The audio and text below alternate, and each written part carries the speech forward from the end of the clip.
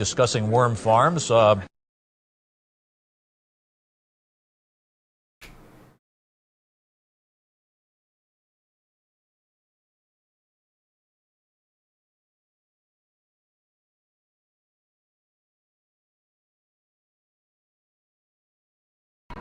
can I have a little chat with you?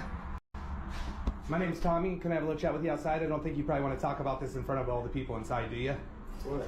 I want to know who you're here to meet. I'm not the police. My name's Tommy. I'm with Colorado Pet Patrol. We can talk outside or we can make a big deal in here. Somebody will probably call the police. Well, I'm just here to eat. Okay. I'm telling you right now, I know a little bit more than you want. If you have a talk with us, I don't have to call the police, okay? Well, it's also entrapment. Okay. Well, then call the police. You want to call the police? What do you want to talk about? I want to talk about what we're doing. If you want to do this in front of people, that's up to you. Or we could just go have a little chat. Good morning, bad news. Over the past 2 years, a record... No. One thing I learned is Yo, did Minecraft have a new update? Achievement made the HUD? Why is there a Glock on it? Yo, what is this background music? And why is this place so run down? Oh, hey! Caught your ass locking on my block. Alright, bro's dead. It's going to take a lot.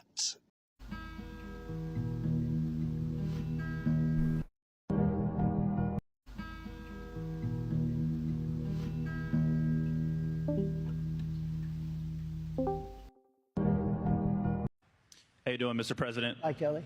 One of the many great things you did in your first term was put America first. One of the many great things you did. That isn't the case in the last few years, which is evident with the unnecessary billions of dollars in foreign aid we have given specifically to Ukraine. So what is going to be the solution to fix all of that spending? Thank you very much, Kelly. Appreciate it. I like that question. I like this guy. I can tell. Good. He's a man of common sense. I'm a man of common sense. You know, they say you're conservative, you're liberal, you're this, you're that. No.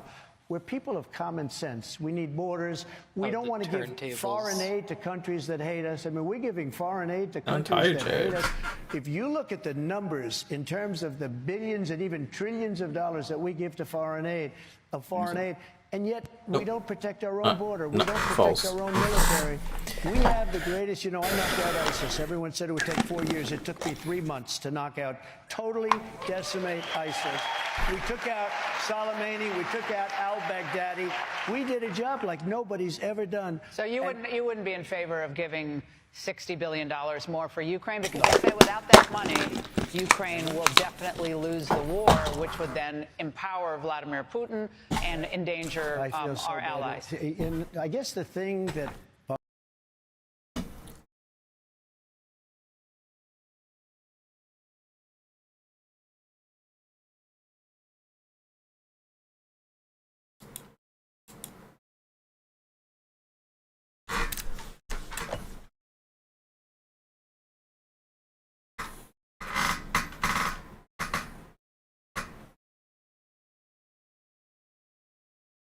Daryl Gates said, quote, every drug user should be shot and killed in the street. But I do believe that we've got to get serious. That is the center and core tenet of the DARE philosophy, by associating drugs with violence. Drugs are not violent. Try doing some. Legalize heroin! Every drug should be legal! Ignorance is killing people. Poverty is killing people.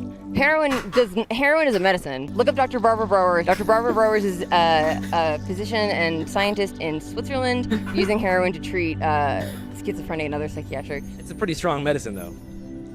Well, yeah, but anything can be, alcohol is a pretty strong medicine, but yet we still can drink beer. You can have beer, you can have jungle juice, moonshine stuff, we do these things and we make them so that people can consume them safely. People don't want to talk about oxycodone, don't want to talk about pain meds like that, and we need to be talking about opioids being more accessible and safe. This is Haley, the only protester outside the International DARE conference in Las Vegas, Nevada, where inside, hundreds of future DARE officers are being trained by seasoned veterans. Like Retro Bill, who once told me, by way of a roll-in TV set in 5th grade, not to do cocaine or join a gang. These illegal drugs are always bad for you. Marijuana is also a harmful drug. Say no! Retro Bill, capital R-E-T-R-O, capital B-I-L-L, also known as the International DARE Safety and Self-Esteem Buddy, official title. everyone. I'm Retro Bill, your Dare safety buddy. Cool. We never know. You could watch a documentary on television. You can see a news segment on TV, right? You can read a book. You can read a quote, right? You can hear a speaker speak. It could be a teacher, a counselor, a police officer, a Retro Bill, and all of a sudden, just know this, something will click for somebody in a positive way. DARE, drug and alcohol resistance education. Many of you who went to school in the 80s and 90s may remember DARE.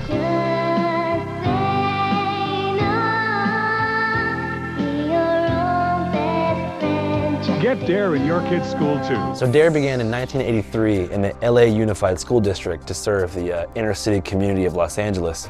But then quickly after, Nancy Reagan and Ronald Reagan caught wind of the success of the program, so it expanded to a federal level. It's drugs, stupid. It's drugs. And by 1995, they had DARE in 95% of all schools on the West Coast. Their idea was to counter the narrative that was promoted by movies like Scarface and Cheech and Chong and Half-Baked to show that drugs are bad, not cool, and peer pressure sucks. The target age group in the 4th to 7th grade, right in that particular age range. This program cost American taxpayers $750 million per year until 1998, when a University of Michigan study emerged showing that drug use actually increased in the time period that DARE launched in 1982 to 1995. It didn't actually work to prevent people from using drugs. And so President Clinton abruptly cut 78% of DARE's funding. And for the past 15 to 20 years, DARE has been in relative obscurity, often hiding in the shadows beneath the veil of its shell company, the Keeping It Real program. Did you know that DARE is now keeping it real? But now guess what?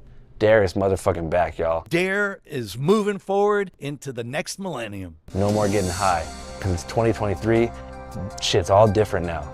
You got fentanyl, all bad. And we also have a powerful anti-vaping message that our officers are bringing to the schools. So, DARE is back in this bitch. DARE, right on. The revamped DARE program will focus on the dangers of fentanyl and substance abuse. To me, we have no choice at this particular time. Fentanyl is for real. How you doing? What's going on, man? Hey, we're good. Absolutely. Yeah. What do you think's the best way to keep kids off drugs? Love, care, knowledge, luck, labor utilizing correct knowledge, L-U-C-K. That's it. Before I dove into the nitty-gritty of the new and improved DARE program, I wanted to learn more about Retro Bill and try to figure out what has motivated him to work tirelessly for over 3 decades as the lead spokesperson for DARE. Thankfully, Retro is pretty much an open book and was happy to tell me where his first spark of inspiration came from. I was somebody who just constantly asked myself, what is my calling in life? Why am I here? And when I would go out and speak to kids, elementary, middle school, high school kids, continuation high schools, juvenile detention centers, and letting kids know that those men and women that wear a badge are your friends. They're not foes. I noticed that there was a switch, because it's easy to have them painted as if they're all bad and all they want to do is beat people up and throw people in jail. But I've had the luxury of these 25 years professionally to work with DARE officers in our schools. And I can tell you, that group are in law enforcement 100% for the right reasons. Your DARE officers are always there to help you keep safe, drug-free, and violence-free. Dare to care. Hey, let's hear your siren. Sure.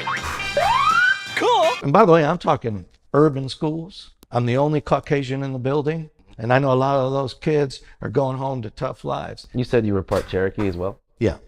I got Native blood in me, so which is really important when I hold that dear to my heart. But they're also going home in many cases to difficulties in the home. But what I have found, and I feel very fortunate, is that my message connects with everybody. Right on, right on, right on. I got emails where kids have specifically told me, I shared the story of Jose.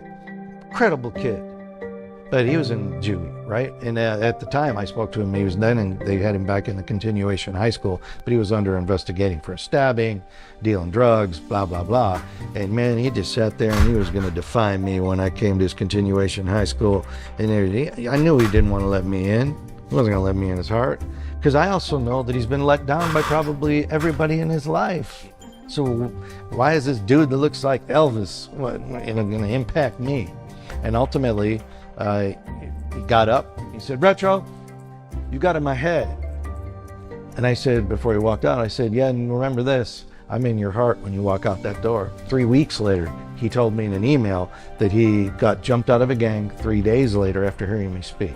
Spent a couple of days in the hospital, moved to another city in the state, was living with his aunt, and they enrolled him back in the regular high school. Yes, he's still under investigation, and he's gonna have to deal with his past, but he was on his way forward. Retro Bill's anecdote about saving Jose from the Vadio by way of positive reinforcement versus what Haley said about DARE being a Reagan-era government psyop to criminalize drug users cuts straight to the core of this debate. Proponents of DARE see the program as a way to intervene in the lives of at-risk children with real hard talks about drugs and violence on an individual level to hopefully save them from a life of addiction and crime. Walkie slush. These niggas claim 300, but we BDK. Whereas critics of DARE view things from a larger societal level and see DARE as two things. First, a snitch program aimed to turn school children into voluntary police informants. Get the police involved to help you solve gang problems in your community. Describe who you saw, what you heard, and any other details you can remember. And second, a way to indoctrinate American children to associate drug users with violence, essentially equating addiction with criminality, which is the moral framework behind the war on drugs. A national initiative that began with President Nixon in 1971. America's public enemy number one is drug abuse. It is necessary to wage a new all-out offensive. But really kicked into high gear under President Ronald Reagan. Drugs are menacing our society. They're threatening our values and undercutting our institutions. Whose lock-em-up policies caused prison population to double between 1982 and 1990. Much of this increase in prison population came directly as a result of the mandatory minimum sentence placed on petty possession of one drug in particular, crack cocaine. This is it. The drug so powerful it will empty the money from your pockets, make you sell the watch off your wrist, or kill your mother. A drug that was allegedly sold at a discount rate en masse by the CIA to kingpins around the country, like Freeway Ricky Ross in Los Angeles, as a way to finance our covert war against Nicaragua's then leftist government, the Sandinistas, who we fought through our proxy army, the Contras. Another purpose may have been to extinguish whatever was still left over of black liberation movements after COINTELPRO concluded in 1971. Coincidentally, perhaps, the same year the war on drugs began. Another cross-purpose may have been to fill up the prisons by creating a new economy using slave labor by exploiting a loophole in the 13th Amendment. But perhaps we should back up a bit. I mentioned that incarceration rates doubled under Reagan, but that number then quadrupled under President Clinton, who in 1994 passed something called the Violent Crime Control and Law Enforcement Act, aka the Crime Bill. We intend to continue the fight, and we want you to keep working with us. If you have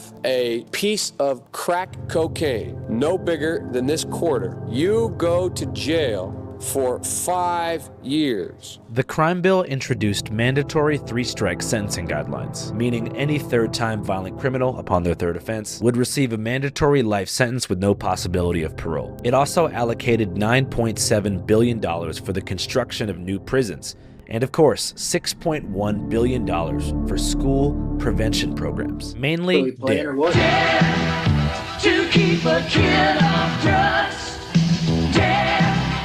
To keep a kid off dope.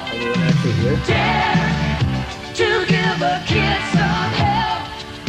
Dare to give a kid some hope. DARE. The initial curriculum aimed to keep kids off drugs by doing two things. First, by presenting them with terrifying imagery that explained how drugs affect the body. Can't come to my phone right now. This is drugs. This is your brain on drugs. Any questions? The second part of the curriculum was based upon teaching them how to say no to drugs, often featuring live demonstrations about how to resist peer pressure. Hey, you want to smoke? No thanks. Oh, I'm gonna go tell everybody that you are a chicken. Well, that's okay, Paul, but that's something I don't want to do. Okay, good. And then after a 12-week school semester, students who participated would become DARE graduates and receive an official certificate. Did you buy all the medicine for that thing?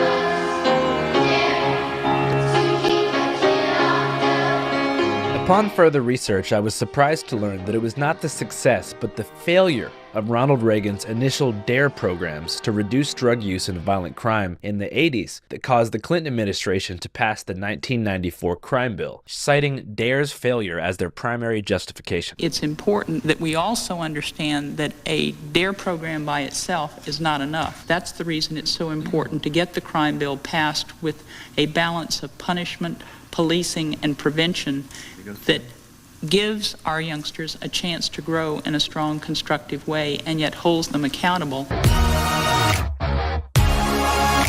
We can continue. It's this connection that causes many DARE critics to draw a direct connection between DARE and mass incarceration during the war on drugs. Well, so DARE was formed as a extension of the war on drugs, to put people behind bars and to make money and to separate people and to, you know, I don't care make you it guys seem as if already lost black the people liars, do more so drugs than whatever. white people do, which is complete and utter bullshit.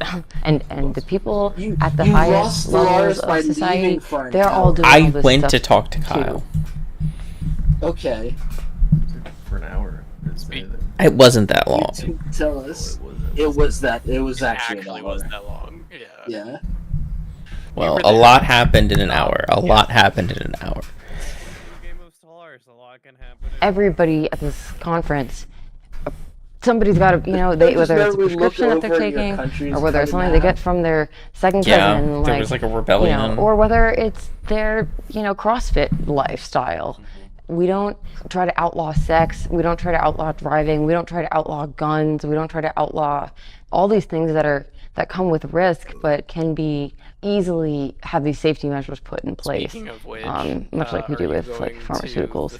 I know this is a bit controversial, but before we proceed, I need to also mention that the crime bill He was, but then he changed his mind, reduced and I was violent like, crime. I It kind of actually- really don't want to go there and like, get shot or something. So You gotta go speak the truth, Justin. they're my people, man. I told Donald Trump, please investigate 9/11. My place Actually cut homicides and violence. You're what? I named my place that Will Justin quit this time. Justin did not quit. Justin did not quit. Well,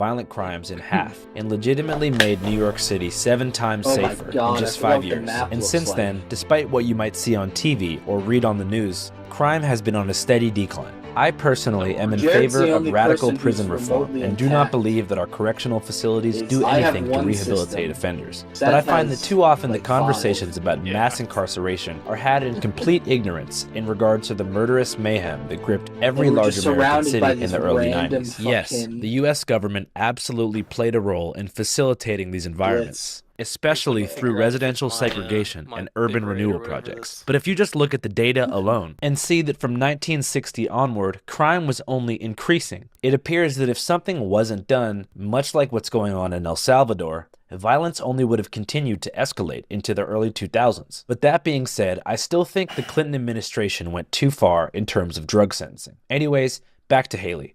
I wondered what brought her to such lengths to travel all the way to Vegas just to protest DARE. As we continued talking, she told me that she was a drug user herself and began using heroin. After her tolerance to pharmaceutical opiates became so high, she turned to the streets for something stronger. I'm an out of the closet drug user, as they say. And believes the primary downside of heroin, meth, and cocaine being illegal is that it allows cartels and street dealers to cut and mix the product with potentially fatal contaminants like fentanyl and xylazine. You know, you risk getting a contaminated substance because you can't get your prescription Adderall from the pharmacy anymore, or a prescription oxycodone. And as somebody who's had 2 back surgeries, like, I know what it's like to be like in dying, excruciating pain and have to go to the emergency room twice in order for them to finally like give me anything stronger than Tylenol. She also believes the DARE program legitimately made drugs more attractive to middle school age students. It's been sold under this guise of safety, when really like It just made people want to do and experiment with drugs more, which is now an unregulated system. That 4-digit thing? What do you think about DARE, Mr. Daddy? DARE. I feel like it just kind of made me more curious. Yeah, there was a like, I'm like, where are these drugs today, at? When am I going to be able to there's say no? probably Where and when am I going to be able to say no to these drugs, all these drugs? You know, I didn't even think about drugs until DARE. Yeah, DARE taught me everything about drugs, really. I mean, they told me what it looks like. The only thing they didn't tell me what it smelled like. And then I did cocaine when I was 15. Do you want to do the Pepsi challenge? Fuck no. Because I got some coke. Don't lock us up, let us get high. We smoke, we get high, we smoke marijuana. We like heroin, we like crystal, we like all of it. Let us get high. Stop hating, legalize it. Have you been to jail just for possession before? Yes, I have. All over. That's just for possession. I was riding, I was smoking, they smelled it, and they pulled me over. And I said, what's going on? They said, you smoking marijuana, you going to jail. So they locked me up. What state was that in? Tennessee. Are you familiar with the DARE program at all? No, I'm not.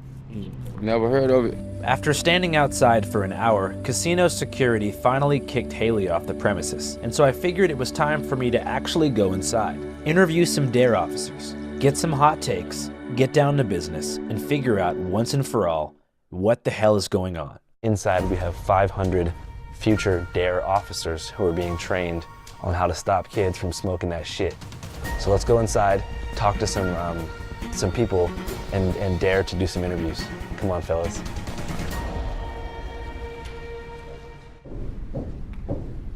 Halt! Preset host!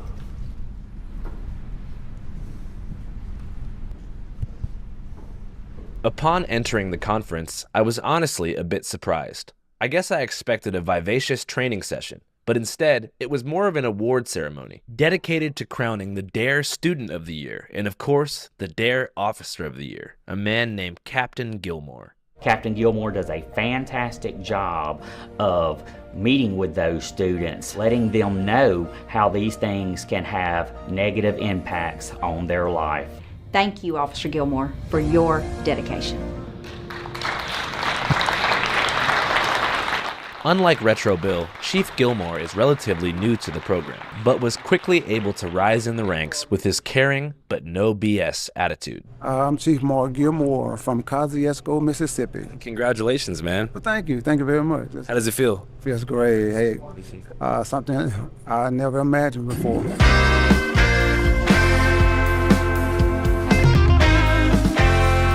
Can you think of like an example of a moment on the job that you really appreciated? Visiting with the kids every day. So I'm with them all day, every day, and extracurricular activities and stuff, band, basketball, football, baseball, all of those activities. I'm there, graduations, all of those things, yes. So what does being a DARE officer actually entail, like day to day? Day to day is basically speaking with the kids, basically teaching them about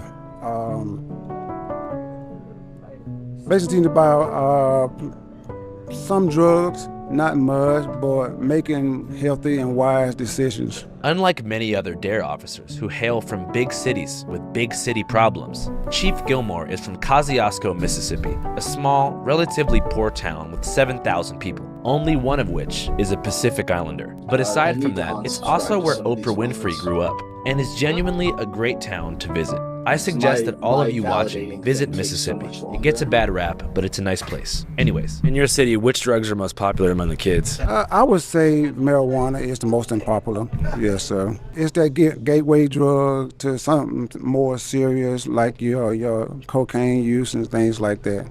As a DARE officer, are you allowed to arrest anybody? Yes, sir. Definitely. Yes, definitely. And when I find drugs on a kid, an arrest has to be made.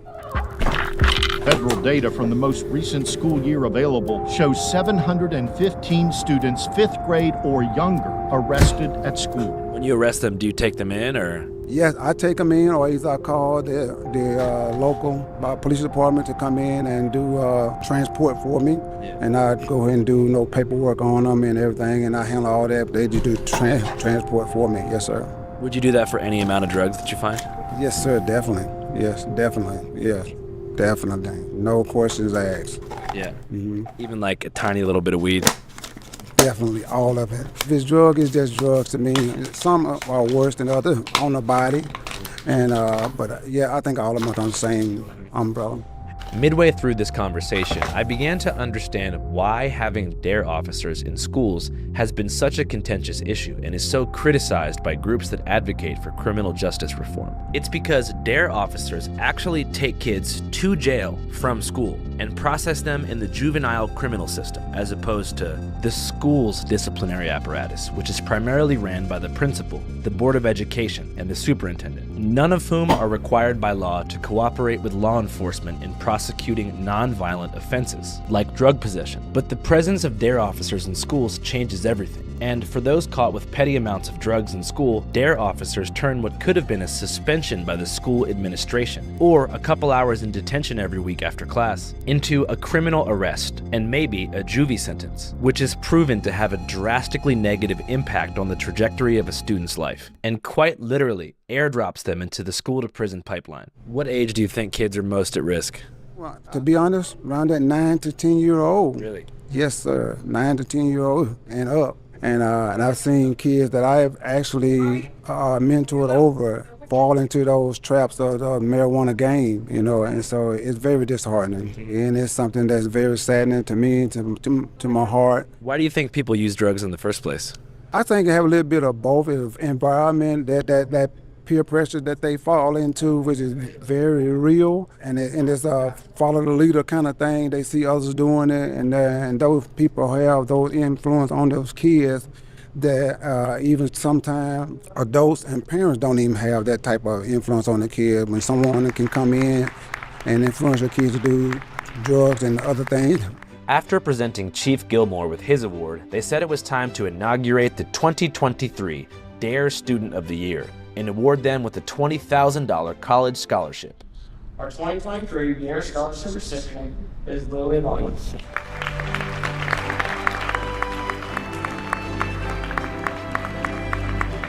The winner, Lily, is from New York State and for 4 years has been the director of the DARE student program at her high school. This to me was particularly interesting, especially because her and I are around the same age. And she said she began advocating for DARE full-time when she was 14, which is exactly how old I was when I became Seattle's leading marijuana advocate. And I'm cheesing, beefing, bleeding, sheafing on that CD heat shit, so better believe it. I wondered what influenced her to almost take the opposite path, and how she resisted the powerful psychedelic sway of artists like Mac Miller, Juicy J, and especially Wiz Khalifa. What made you want to start getting involved in DARE? So I think that the biggest problem children are facing today is mental health, and especially vaping and now weed. So that's definitely been a problem that we've been targeting. It's definitely increased in the last couple of years. That's why it's been a larger problem that DARE's been focusing on, because it's just been rising. How are we going to stop the vape epidemic, you think? So we're hoping to combat it with our new curriculum. It's all research and evidence-based. We're putting officers in the classroom and really hoping just to spread awareness and educate students so they can make better decisions. When did you first begin your formal drug education? So I, first had the DARE program in 5th grade, and I noticed that as we talked, there was a shirtless, relatively nervous man staring at me from the distance. I figured this must have been her dad. You want to hop in here? Your dad looks pretty awesome. Yeah, he used to be a DARE officer a long, long time ago. There it is. It always shocks me how much we are products of our own upbringing to a certain extent. What year did you start off with the DARE program? 2003, I want to say. We were just seeing the start of opiates or the heroin epidemic coming back from the 70s. You consider marijuana to be a gateway drug? Yes, most certainly. To what other drugs? Every single one of them out there. So it's a way to get away from pain in life, pain in whatever trauma they've experienced. It puts them in a spot where they don't have to think about their reality. So what do you think is a proper, healthy solution to deal with that, trauma? I think the mental health end of things are a big thing. My belief is that's the root of the problem for all this stuff, and that needs to be the focus. So you think like pretty intensive psychiatry? Most definitely. What do you think about some of the drugs the psychiatrists prescribe? I think they overprescribe sometimes, yeah. And that throws the mental health even farther off. One of my goals as of recent is to find common ground with people I fundamentally disagree with. And I do agree that schools have a responsibility to provide mental health services to their students, especially in cities like New Orleans, where many students, especially children born after 2005, bear the weight of intergenerational trauma that affects how they behave, the choices they make, and their rational thinking skills. But I disagree with the notion that all young people who choose to do things like smoke weed are doing so to escape some kind of harsh reality or to cope with some kind of unresolved trauma. And I don't think it makes sense to treat drug users like they're mentally ill people who are in need of immediate psychiatric intervention. It seems like an ancient way of thinking, reminiscent of DARE's past, that ignores the most important piece of understanding, which is that getting high can be fun sometimes, especially when you're younger. It makes food taste better, it can make you sleep better, and can provide a lot of creative inspiration. But still, I suppose that even claiming to prioritize mental health is still a massive step forward for DARE.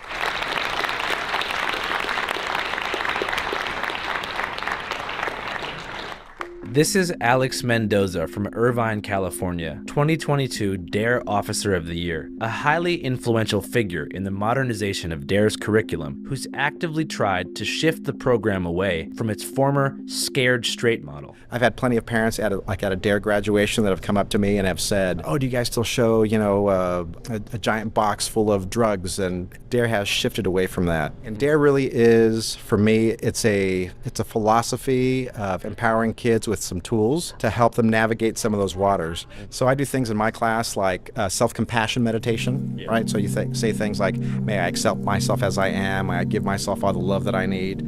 I do meditation with them in class. I talk about empathy, right? I talk about compassion. Despite Officer Mendoza's revamped prevention model, he still operates from the belief that all drug use stems from deep pain. I think that any drug use comes from some sort of pain. In my experience as a police officer, 30 years being a patrol officer, 12 of those working in the DARE program, a lot of that pain has been from some sort of family issue, some sort of abuse, something that's going on. So when you boil it down, it's not to heal, but it's really a form of escaping.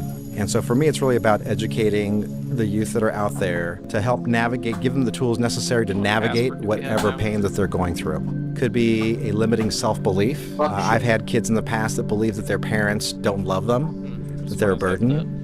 And that internal dialogue then ends up causing them to, go to an external source to help deal with their pain. So it's that internal dialogue, right? And I think that if you don't have that self-love for yourself and that resiliency, then you're going to go to that external source, whatever that might be. Do you feel the same way about alcohol? Absolutely. I mean, alcohol is a gateway drug. You don't drink? I rarely drink, maybe once or twice within a month period of time. Once I started getting into a vegan lifestyle, I realized that alcohol is not good for you.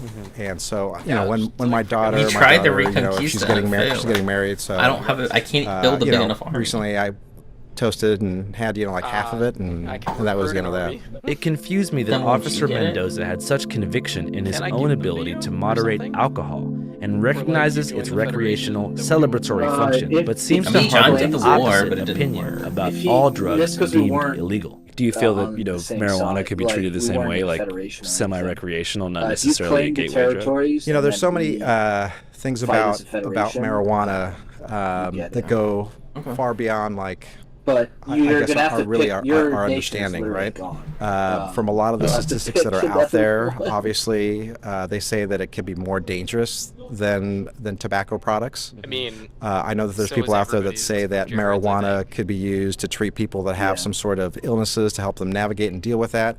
I think the problem that you run into is that you have the people that truly legitimately have a need and a purpose behind it, and will use it to help them navigate their pain. My brother-in-law recently passed away of cancer, and he didn't want to go with any type of prescription medication.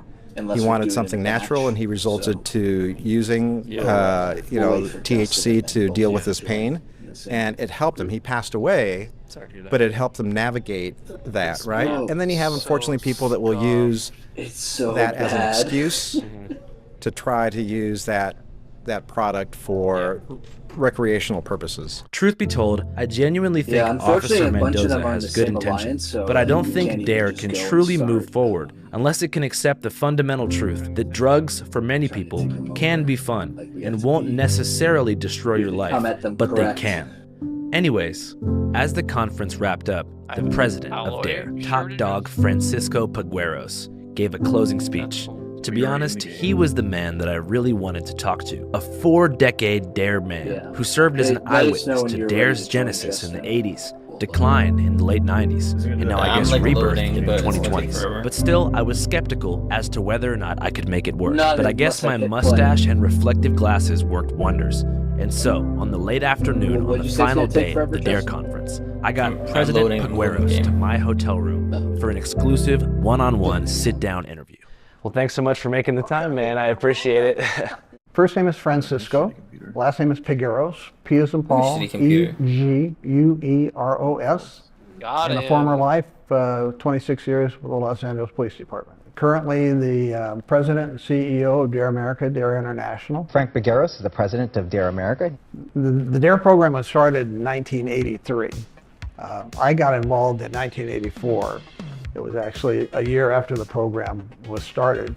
At that time I was a sergeant, so I wasn't rank eligible to teach the program because it was officers that were teaching the program in schools. Throughout the 1970s, 80s, and up until the early 90s, until the LA riots of 1992, President Pegueros served as both sergeant and captain of LAPD's Rampart Division, the most controversial division in the department's history. Once depicted in the 1988 film Colors, and then later Training Day, The Shield, and the video game Grand Theft Auto San Andreas. Rampart Division was tasked with looking after the MacArthur Park, Pico Union, Skid Row, Echo Park, and Koreatown neighborhoods of LA, to name a few. Areas which were, and mostly, are still rife with mostly Hispanic gangs like MS-13, 18th Street, Temple Street, Echo Park Locos, and beyond. At Rampart, Pegueros worked under the authority of Captain Daryl Gates, who actually came up with the idea of DARE, and architected a plan to implement DARE in inner-city schools, despite the LA City Council refusing to give it funding. And we will do everything in our power to put the gang members where they belong. The program within LAPD was an unfunded program. The chief at the time, Daryl Gates, didn't like to wait for the city budgetary process to catch up with his endeavors and visions. So there was an organization formed called the Crime Prevention Advisory Council, which was a lot of well-intended, well-to-do Angelenos who funded all of the LAPD's unfunded programs. DARE was one. The Special Weapons and Training was another program that was unfunded. Our mounted unit was not funded. A lot of crime prevention programs were not funded. So this is where it gets insane, and there's basically no reporting on this. Because the LA City Council refused to fund Daryl Gates' ideas and allocate millions in taxpayer dollars to police programs like DARE, the Special Weapons and Tactics Team program, aka SWAT, and most controversially, a militarized gang unit program called CRASH. CRASH standing for Community Resources Against Street Hoodlums. Chief Gates had to think outside the box being the law, and so created a private corporation called the Crime Prevention Advisory Council, a deceptively named company ran by an executive committee of 72 wealthy citizen stakeholders that included physicians, entertainment and sports world dignitaries, economists, accountants, realtors, lawyers, developers, bankers, and insurance executives, who all agreed to fund Daryl Gates' dream, which was obviously to militarize LAPD and turn the city back into what it was in the 1950s, before gangs and drugs ruined everything. Daryl Gates somehow called the establishment of this corporation a community partnership, but it was a clever way of circumnavigating the checks and balances that city government is supposed to impose on its police department. The instrumentation at LAPD has always been poor because the city council won't come across with a few bucks in order to provide that instrumentation. And President Pegueros' job in this whole equation was essentially to procure funding for Chief Gates by convincing rich private citizens to become stakeholders in the Crime Prevention Advisory Council. Part of my duties were support, help finding funding sources to keep LAPD's various programs going. Drugs. Some of the big kids do them. But my mom and dad helped get this DARE anti-drug program in our school. Now, what was the purpose in creating the program in the first place? It was, the legend goes that Chief Gates and the then superintendent of schools at the time, Harry Handler, were at an event and just having a casual conversation where they shared their observations about what they believed to be generational problems. LA really grew after World War II.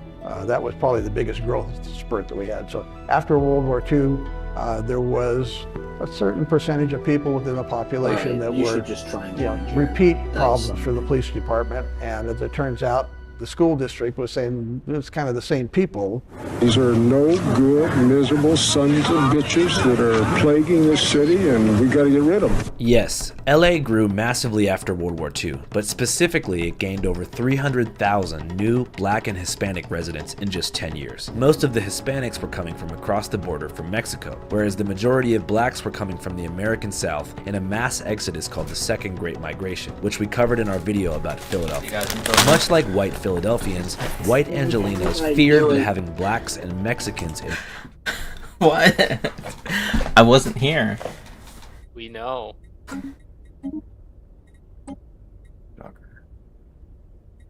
Hey, what's the password? Fuck shit. Thank you.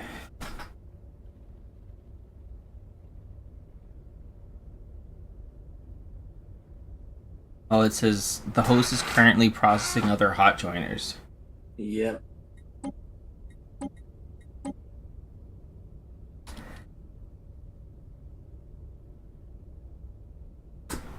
in their neighborhoods would in turn lower their property values. And so LA's majority white city council leadership voted to impose racial zoning restrictions. They wouldn't allow blacks or Mexicans to rent or buy homes in neighborhoods like Bel Air, Larchmont, Mid-Wilshire, and Hollywood. These new groups of immigrants after World War II, who are now the majority in Los Angeles, were only really permitted to rent or buy in the neglected, semi-industrial parts of town, like South Central LA, Boyle Heights, Echo Park, and other sort of random pockets of town, like Venice and East Hollywood, where these communities mostly remain to this day. Though unfortunately, gentrification has corroded the once Hispanic Elysian Valley corridor, the once black West Adams neighborhood proximal to USC, and led to the formation of new, suburban, low-income developments, which is the future of poverty in America, once reverse white flight has completed. But let's back up a bit. Between 1950 and 1980, white population in LA decreased from 94% to below 50% as the third generation of mostly black and Hispanic Angelenos reached elementary school age. And then their children, then in the 1980s, it was the third generation. And Dr. Handler and Chief Gates were talking about it, and it seemed that substance use was at the heart of a lot of those problems. I don't care if it was East LA or South Central LA or out in the valley. The kids were pretty much experiencing the same things. So at that point, they decided to develop an intervention program to be delivered at the elementary school to just try to break the cycle so that we didn't hit the fourth generation. DARE hit LA schools in 1983 and mostly focused on inner city neighborhoods, where an LAPD officer would go into the school and give students tips on how to not do drugs and how to not join a gang.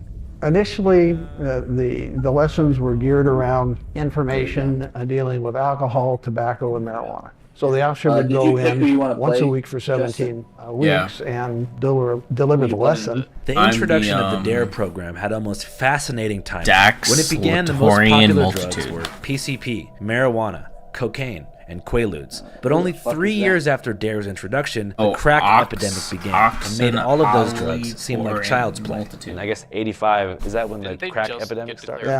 Yeah, 80s, yeah. School boards and police departments from all across the country were panicking when crack hit the streets and trying desperately to figure out what they could do to prevent the next generation of students from smoking crack. And at the 1985 International Association of Chiefs of Police Conference in Houston, Texas, Daryl Gates spoke and informed 16,000 public safety professionals about the DARE program and its success in LA. It was at a meeting of the major city chiefs, IACP, International Association of Police Conference, where Gates first mentioned the implementation of this program, and it sparked some interest. So there were requests from other law enforcement agencies and school districts, and it was so well received that through word of mouth, it just started to be imported and exported to other communities. After receiving the support of Ronald and Nancy Reagan, DARE pretty much went nationwide, and within 7 years was present in 95% of all public elementary schools. Let's go back to the 80s. Did you ever meet Nancy or Ronald Reagan? Yeah. Actually, we took Nancy on a ride-along when I was with LAPD. And the Bushes, the Bushes and the Clintons would actually come to classrooms. Chelsea Clinton was a DARE graduate. As their budget increased, DARE spent a ton of money also producing cool commercials, cartoons, and most importantly, high-budget production called Safety Tips that was originally pitched by a young man from San Luis Obispo named Bill Russell, a.k.a. Retro Bill. And I said, hey, let's make this thing, part of the 21st century, and we'll turn it into a really cool video. And then ultimately, Retro Bill became the DARE Safety Tips DVD. And I kept telling my crew, I wanted this to have a shelf life of 20 years. Now, again, that's big because they were like, dude, you really think you're going to make a safety video that 20 years from now kids are still going to watch? I said, yeah, because it's going to be fast, it's going to be fun. Is there something else besides even then, 20 years ago, that was like the fastest thing going. And my editor said, Retro, you really going to put a sound effect in for every single move that everybody makes? And it's like, yeah, you bet. Cigarettes, cigars, chewing tobacco, marijuana? Because again, I felt that if you can get their attention orally, Hot diggity dog, I'm out of here. Right on. Right? Sound as well as visuals. And then you give kids this powerful, impactful message. Never talk to a stranger in a public restroom. Presented in a fun way. Cool. You can get really serious Does it points actually across, not matter to and you, you've or seen are you this. just trying to be Hey kids, it's Ad Read Andy here.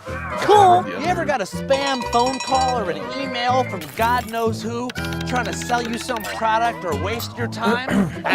It's because of your personal data, including your phone number, email address, home address, shopping habits, employment history, and even social security number are being traded and sold by private data brokers.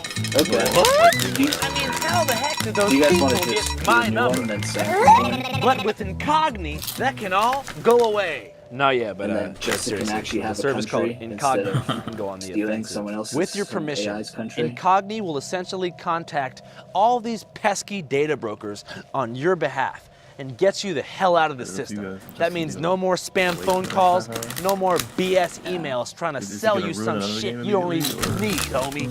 Oh yeah, if you go to www.incogni.com/channel5, you can sign up for a whopping, drumroll please,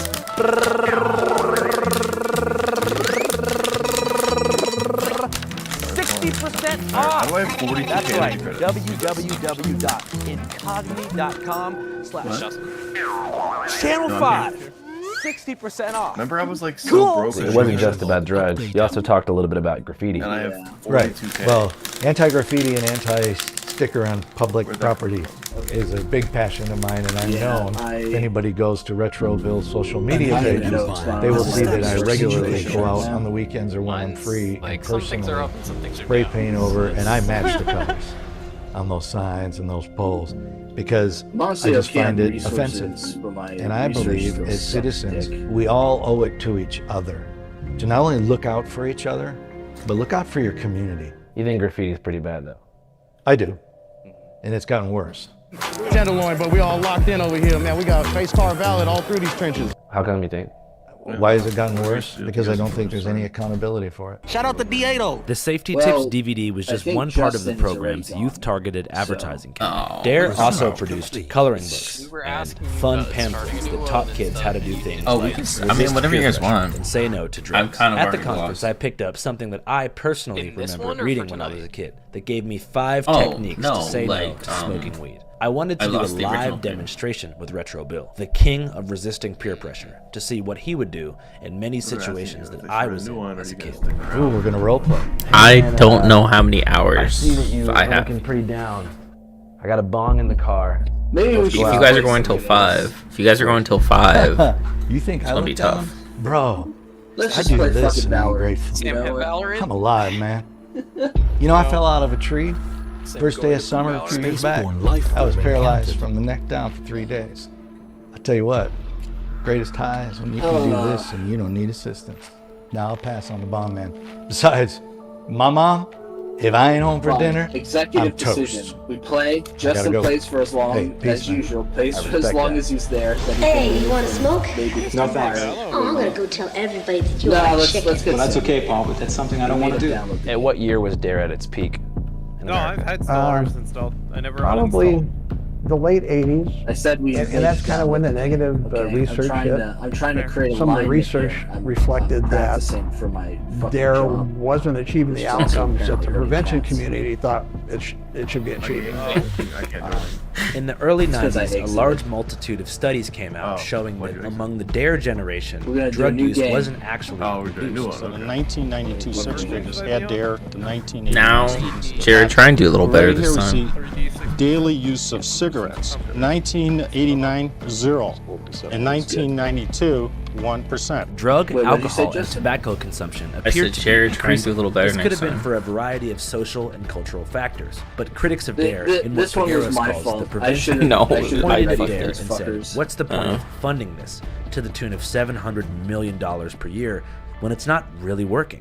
The prevention community perception was that if you don't prevent it from happening, if you don't prevent a person from using, your program hasn't been effective. I think it's pretty well accepted now. If you can delay the onset of experimentation, All right, you game is- decrease the probability of that individual Password. developing an Fuck addiction. shit. If you can prevent a 16-year-old from experimenting until they're 19, they're probably going to have less of a problem with it. They're going to find out when they're 20, Is that 21. facetious? I don't That's need the it. fun Whereas part, if they're or starting at serious? 14, 15, 16, not that easy for them to make that decision. Doobies all day long. But how much is too much? And if you stop, can the brain reverse the damage? You know, the medical field has determined that your brain doesn't fully mature until about 25th year.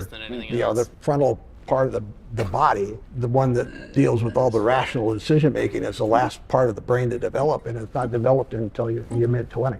It's all the other, the pleasure centers, all that stuff developed first. Yeah, I have pretty severe brain damage from experimenting with psilocybin mushrooms when I was 12, 13. I personally began drug use quite early in life, but never really proceeded to do drugs like benzos or opiates, mainly because my experience when I was 14 acquiring a condition called HPPD from using psilocybin mushrooms scared me away from the life of hard drugs in favor of alcohol and stuff like that. But I do think that either way, even if I'd been told about the dangers of drugs, I probably still wouldn't have listened. But anyways, that's just my opinion. I think that people have to learn for themselves and figure out what works for them. But that's not the main purpose of my conversation with Pegueros. Almost everyone that I talk to who doesn't like DARE sees DARE as a direct extension of the war on drugs. I wondered how he felt about the war on drugs, looking back at an objective failure. A lot of people are critical of the war on drugs overall. Well, there was some evidence that certain governmental agencies were involved in a lot of activity that were kind of contrary to the whole concept of the war on drugs. So. Are you talking about like the CIA Yeah. giving crack to Freeway Ricky Ross? Yeah, it's an unfortunate part of our history, but Yeah. evidently it's reality. Lower economic communities, minority communities have been targeted by the tobacco and liquor industry. The substances that can cause harm that are commercially available are more available in minority communities than other communities. Looking back, what are your thoughts on the whole Reagan era war on drugs overall? Yeah, it's necessary. It should be a comprehensive effort. You can't take a program, DARE, and present it only to an elementary school student in the 6th grade. You know, there needs to be a follow-up intervention, whether it's middle school, high school, and it needs to be present in all the environments with that student's going to engage. If they're involved in the YMCA, if it's at the mall, the community needs to let those students know we're supporting your decision not to be influenced if you don't want to be, to get involved. So what is DARE in 2023? Completely different than it was in 1983. The original curriculum, the officer went in for 45 minutes and just talked, gave a presentation. With the new curriculum, the officer probably spends 7 or 8 minutes talking. The students in small cooperative learning groups take that information and apply it to what they perceive as challenges in their life on a day-to-day basis. In the new DARE classrooms, an officer will give a very brief lecture, and then students will divide into 7 to 8 person small groups where they'll have a sheet listed that presents a variety of situations that may be somewhat risky, such as someone asking you to smoke a blunt after school, someone asking you to join the Crips, or a variety of other situations that could put the student in danger. Then the group will come up with what they would do and decide on a consensus, present the consensus to the DARE officer, and receive feedback. I think it's more challenging for the officers. If you were an officer with the old curriculum, after you presented the lessons 3 or 4 times, that you kind of had the script memorized. With the curriculum as it stands now, every class is different. It's not an information dump. It's not a drugs are bad. You've got choices. You just need to slow down. You need to, weigh what's presented to you, and decide, what the alternatives are and which ones are best for you. Is there any particular challenges in the modern era that are kind of new and unprecedented? Currently we're facing the issues with the rise in fentanyl use, and a lot of legislative bodies are mandating educational components be provided to students. Texas last month mandated that every 6th grade through 12th grade student each year receive fentanyl training. In DARE classrooms in Texas and Oregon, students are instructed on how to apply Narcan to someone's nostril, how to use their knuckles on someone's sternum to reverse an overdose, and a variety of techniques for identifying fentanyl, a cause which President Pegueros believes is of the utmost importance. Unfortunately, with fentanyl, it's not a scare tactic. It is actually a one-time use can be fatal. And now it's being laced with other drugs. So fentanyl can be treated with Narcan, but some of the other drugs that it's being laced with now aren't opioids, so the Narcan's not working. So, what do you think about like harm reduction supplies? In many cases, it gives the false perception that regardless of your use, you're going to make it through. And unfortunately, last year, the year before, over 100,000 people each year in the U.S. have died from opioid use, most of it associated with fentanyl. And for those people, there is no positive outcome. So, and that's why we don't use, you see a lot of programs use reformed addicts, and it's like you're giving the impression, okay, they made it out of it. I can do the same thing. I can use for 5-10 years, then I'll just stop. Unfortunately, for some people, there is no just stopping, or unfortunately for many, it can be a fatality before that came into play. So. Looking back, do you feel like DARE has been a success? Yeah, I've seen it be a success. And again, I've been around the program and the officers for 25 years. I get to go back to these schools, and I get to see adults now coming up with their own children. Not, again, goosebump moment for me, not only saying, Retro Bill, I know you'll never remember me, but I saw you speak in 5th grade. You changed my life. Man, you helped me get back on that positive channel. These were my kids. Man, I'm so glad I went through your DARE program. Because, man, I'll tell you what, I used those DARE lessons when I got into high school.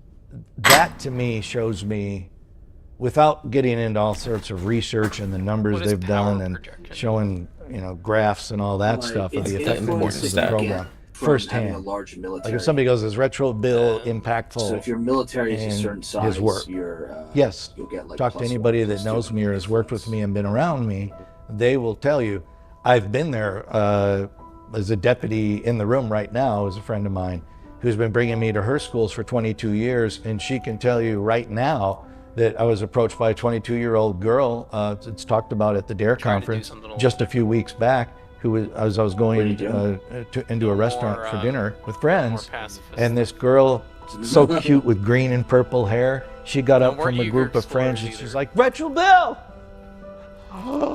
And she comes running over and she threw her arms around me. And she goes, I'm sorry, I'm just so excited to see you. At least it wasn't so bad. And I'm like, wow, what's your name? Tells me her name, Molly. And you're never going to remember me, but you came to my school when I was in like 5th or 6th grade. And my life was in ruins. My parents, drug addicts, sibling in jail for drugs. I ended up being the only person in my family that's graduated even high school. You showed up when I was so low. I was going to kill myself. And you gave me a chance to live because you motivated me and you let me know that I'm okay just being me. Because I was being made fun of for my hair and the way I laughed, and people knew my home life was a mess. Then Retro Bill came in, and I'm still here. So I said, what are you doing next week? Would you like to come and be a part of my family show that I'm doing at the local theater? And she's like, are you kidding? Yes. And she got to tell me more of her story. I believe, and again, I believe I go to subject moments like terms that where it's like, I know I made an impact in a positive way on they don't human have to beings' defend life. you Right depending there. on the terms of your agreement. Right?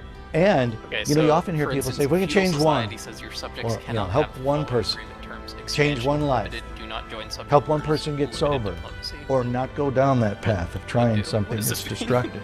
We've made a difference. sorry, But what- I what always say, civic well, is then this? you're shortchanging Feudal yourself. society. You impact one person in a positive way, And it says you they can't have have family do and not join friends subject and wars. people they interact with. subjects And cannot guess have what? That do not join positivity is going to grow. Your positive Yeah, work so, you do, that you means show it to a offensive certain wars. group, then they're going to tell somebody else about So it. like They if your tell subject somebody declares else war on about somebody, it, right? you have to join. I love getting goosebumps. But Yeah, that's because how it your works. subjects can't have When did you start to get into doing the work you're doing? Journalism? Doing documentary, yeah. I went to college in New Orleans for documentary film. But who turned your life around for you? I had a teacher in high school named Calvin Yeah, Shaw, so that just- who was that like basically this means, super like, cool. I the- think some he of was the like in his subject early things that 30s, make which is them pretty more young for the subservient to you, average age range you of the can't do. teachers. He was my journalism professor. I remember And he I would did let some me actually pretty big leave the bonuses for school subjects. to go cover like different events that were happening in the city. Like I remember I would hang out at Occupy Seattle and like do interviews inside the tent city, and I would go interview juggalos who were ICP fans at this place called Westlake Center, which is like a kind of sketchier downtown area. Yeah, if you- and so he divided said, patronage all you have is to do if you have is too write many a story by the subjects, end of the day, and I'll mark you they as get present. antsy. So I was considering dropping out of school when I was in 11th and 12th grade because I just didn't like it and didn't like the structure. But I graduated because of him, and because of him I got a scholarship to study journalism in New Orleans for all of college. So it all came down to one teacher. But I love I'll hearing you do say the that, Federation and that's why I trip this asked, time, actually. because it shows wanted to do one the, person can change someone's life. Yeah, without that teacher, I wouldn't be doing this interview. I wouldn't have had a career. And have you had a chance to tell him? Yeah, he doesn't even want to hear it. He's like, The I one always where you say start thank with you, man, for hegemony? helping me, and he says it was all you. Yeah, because we could. You know, well, he's like, I didn't do hegemony would anything be but, you know, weird. let you go do some interviews. Because the I was way like, bro, you have no hegemonies idea how work much you is helped me. Maybe. The leader of the hegemony There's is been a always coach, the leader, a teacher, and then a counselor, you a have- you grandparent, can't leave a mom of or a your own dad, accord. a police officer that is given the same sort of messaging, positive It's messaging, maybe not what we right? want for our friendly, Uplifting, friendly informative alliance. messages to somebody. Just hasn't resonated. Isn't it, Didn't click. Retro Bill shows up. Channel 5 Live Worldwide, Hollywood and Vine. Fuck the authority, Channel 5 News. Channel 55. We don't fuck with custers. And 5 is the best number.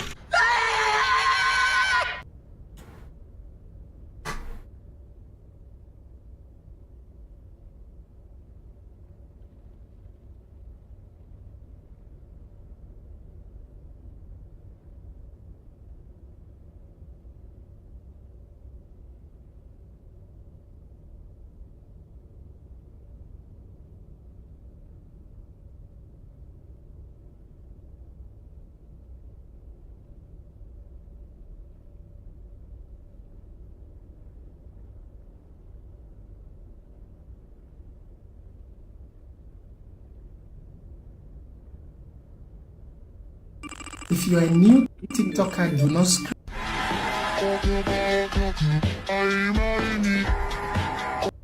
Jared doing robots. Classic. Mom, no. This is really the wrong way. Get her arm out. No, I'm not getting my arm out. You're my kid.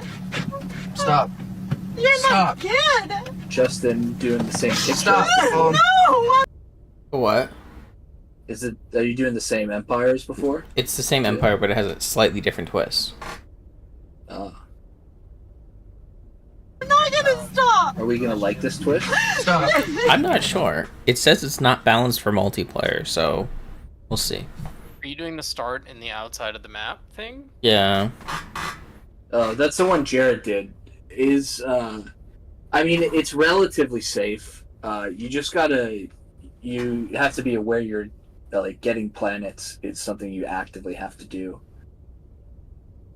What do you mean? You start with one system outside the map, and then you have to build a thing or repair a thing on a nearby black hole to be able to make new systems out there. Okay. Or discover.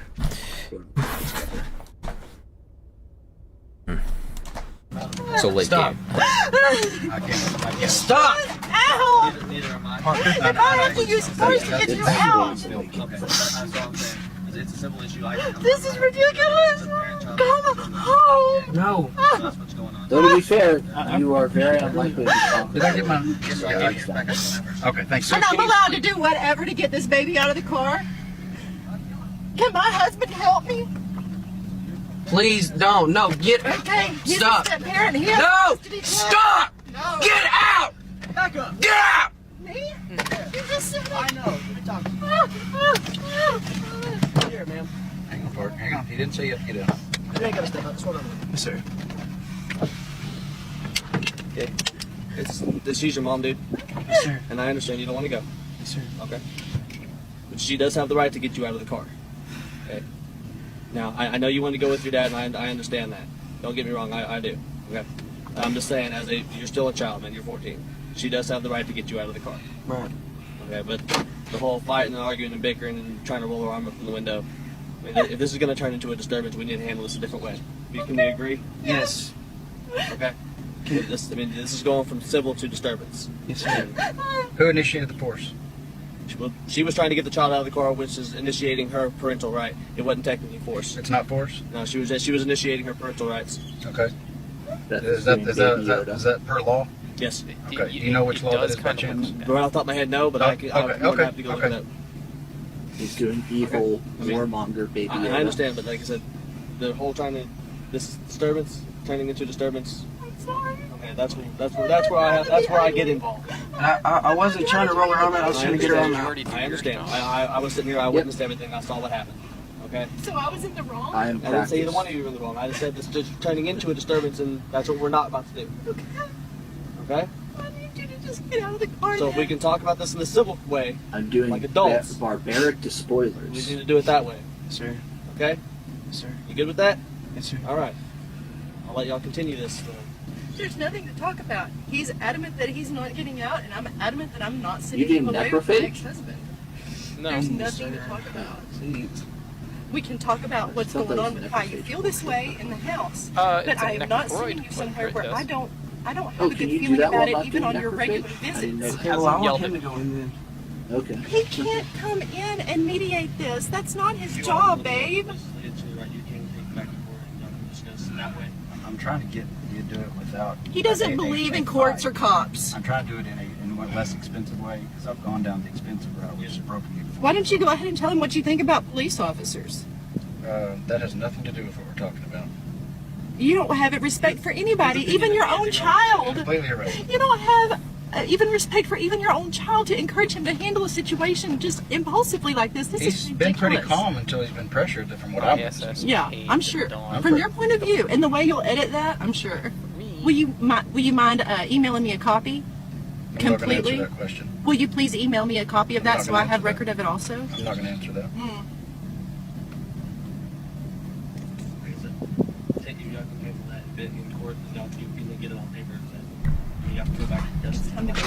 The officer already said it's going to be a disturbance and I'm not going to stop until you're home. I'm not going to stop until I'm Mom, no. Getting in shape doesn't have to. Well, fashion my foreskin into a belt. I thought it was your wind I smelt. I think that you think that I'm somebody else, but that is the greatest thing that anybody has ever said. What are you doing, Sam? It's Brenna. Oh, you'll see. Muff diving. Yeah. Sam's the crisis. No, I'm not. Yeah.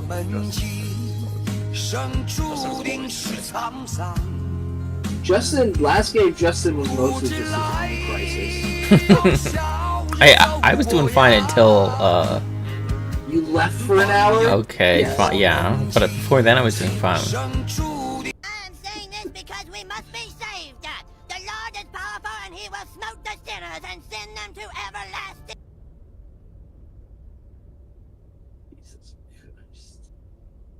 Okay, I think ruler appearance and ruler name. So yeah, the Necroid thing doesn't seem like it cares.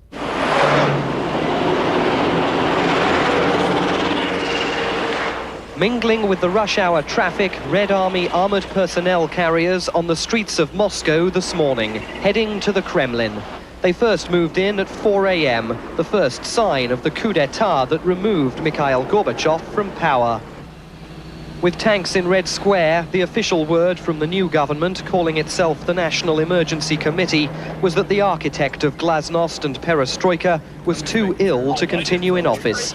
A short statement reminiscent of the Soviet Union's past was broadcast by state television. В связи с невозможностью по состоянию здоровья исполнения Горбачевым Михаилом Сергеевичем своих обязанностей президента СССР на основании статьи 127 пункт 7 Конституции СССР вступил в исполнение обязанностей президента СССР с 19 августа 1991 года вице-президент СССР Янаев. By mid-morning, APCs were ringing the Defense Ministry and most government buildings. From many people on the streets, the reaction was one of sheer surprise and resignation. Others pinned their hopes on non-communist politicians to come to the nation's aid. Народ за Ельцина, за Россию. Мы его избирали, он только наша надежда и наша поддержка. Никогда не думали, что встанет на решение народных вопросов в армии, что дойдет до армейских. Что, говорю, наши сыновья в нас должны стрелять. Это как можно? Говорю, мы их выкормили, и они в нас должны стрелять. Уничтожать вообще кошмар какой-то. Tanks were also positioned outside the Russian Parliament building, Boris Yeltsin's headquarters. The democratically elected president of Russia was soon striding out of the building to address a crowd of supporters. His own radio and television stations by now occupied and forced off the air, he climbed aboard one of the Red Army's own tanks and said the coup leaders had disgraced the Soviet Union. Они дискредитируют Союз перед всем миром, подрывая наш престиж в мировом сообществе, возвращает нас к эпохе холодной войны и изоляции Советского Союза от мирового сообщества. Все это заставляет нас объявить незаконным пришедший к власти так называемый комитет.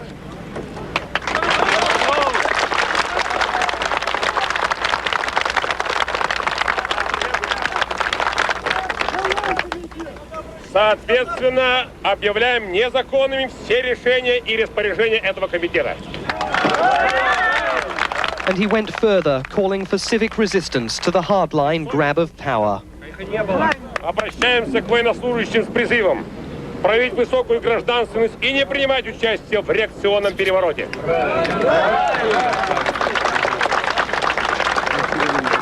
До выполнения этих требований призываем к всеобщей бессрочной забастовке. Yeltsin supporters reacted with their bare hands, building makeshift barricades with whatever piece of disused machinery or brickwork was available. And one crane driver joined the effort, shifting concrete blocks to the delight of the crowd, helping build the obstacles designed to prevent any army attempt to seize the Russian parliament building. No attempt was made. One army commander loyal to Boris Yeltsin, Colonel Konstantin Kobyets, tried to reassure the crowd.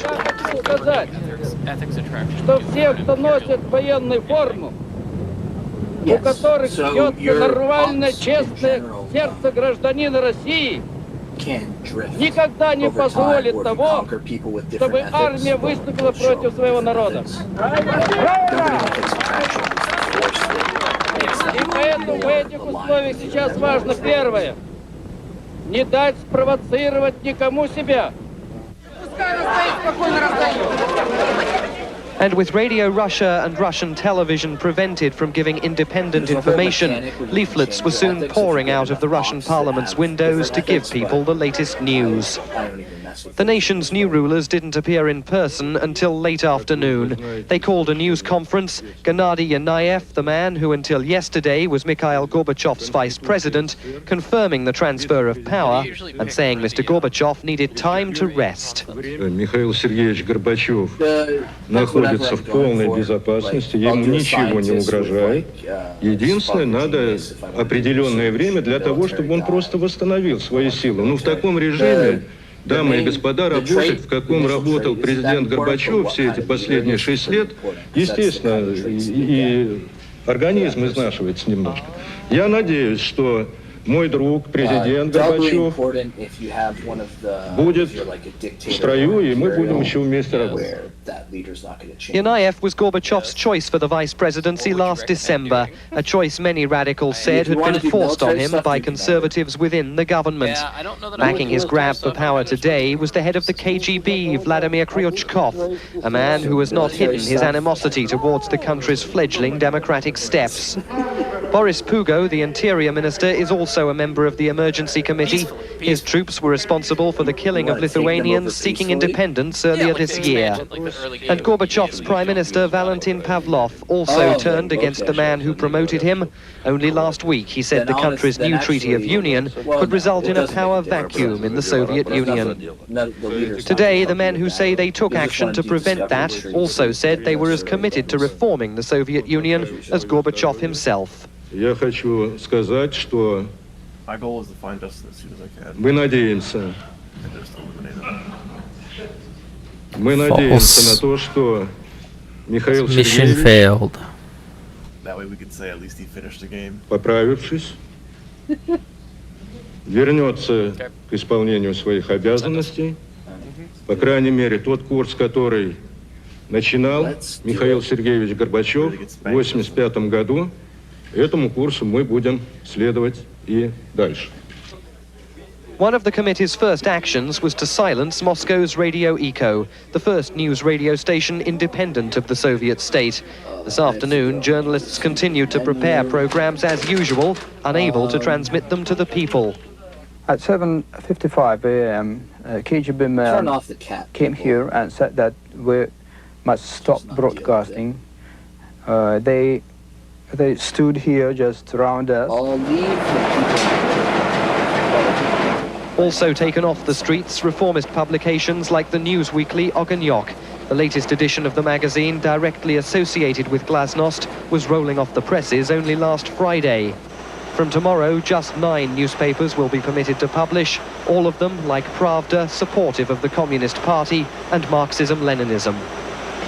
Tonight, state television's news program broadcast pictures of the events at the Russian Parliament building, as well as calls for a general strike. And details of a big demonstration in Leningrad were given, the news program apparently seeking to show that despite the toppling of Gorbachev, some pluralism of views would be permitted. In the past, Soviet people have always been able to remember where they were when they heard of Stalin's death. Today, a generation of Muscovite children will remember where they were when their fathers showed them tanks on the streets of the Soviet capital. Я хочу сказать, что власть можно захватить, но экономику будет перестроить очень трудно. Понимаете? Oh, Jesus. Well... Экономика, ее нельзя танками. GG, Seth, I guess. Tonight, tanks are still in position around the Kremlin, the new leaders installed inside, former President Mikhail Gorbachev believed to be at his summer home on the Black Sea, unseen and unheard by the Soviet people today. Tomorrow, Gorbachev was due to preside over the signing ceremony for the new Treaty of Union, the document that would have changed the face of the Soviet Union by giving more power to the republics and less to the center. The signing ceremony has been cancelled, with opposition parties and public demonstrations banned. Those who have spent the last 6 years trying to bring democracy to the Soviet Union will now have to break the law to spread their ideas. For World Monitor, I'm Simon Marks in Moscow.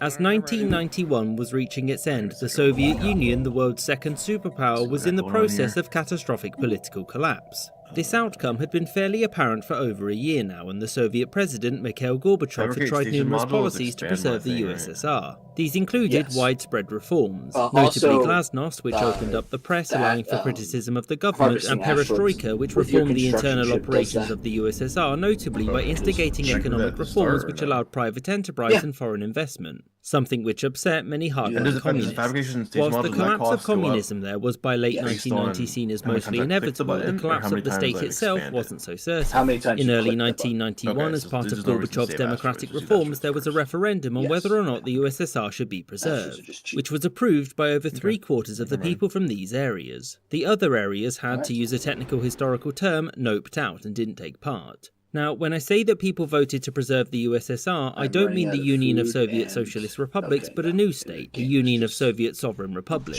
which, as the name suggests, didn't have to be communist. Furthermore, a new post was created within the USSR, the president of the Russian Soviet Federative Socialist Republic, and in July, Boris Yeltsin was elected to that post, something which upset many hardline communists. And so, some high-ranking members of the Communist Party, including Vice President Gennady Yanayev and head of the KGB Vladimir Kryuchkov, decided to intervene. In August of 1991, while Gorbachev was on holiday in Crimea, the plotters leapt into action and placed him under house arrest. He was asked to resign, but he promptly told them no, and so they told the country he was seriously ill and unable to lead. And in response to this, the plotters created the State Committee on the Emergency Situation, led by Yanayev as acting president, which would run the country in the meantime. The Soviet coup had formally begun. The coup began with tanks rolling into Moscow and politicians who were seen as a threat being quickly arrested, with one notable exception, Boris Yeltsin. The committee quickly shut down all critical newspapers and broadcasted what they were going to do. They were going to fix the economy, restore the Communist Party to its rightful place, take back control of the parts of the country that wanted to break away, and finally win the Cold War. Sounds lovely, yet despite this rhetoric, the people running the country didn't have any plans on how to do this except for stop the reforms. This new leadership was incredibly worrying to the wider Soviet citizenry, and was especially so to the press and anyone who had criticised communism recently, since there was an expectation that the new leaders would begin a purge once they'd cemented their position, an expectation that wasn't entirely without merit since most of the KGB were on board. Also, the coup had some support from the military, including the Defense Minister Dmitry Yazov, hence the tanks on the streets. Not all of the military was supportive though, notably the higher-ups in the Air Force were opposed and there was a severe rift across the armed forces. Military support for the coup didn't stop Soviet citizens from protesting against the change in leadership, and Yeltsin was a notable critic who became a central opponent who called for Gorbachev's restoration.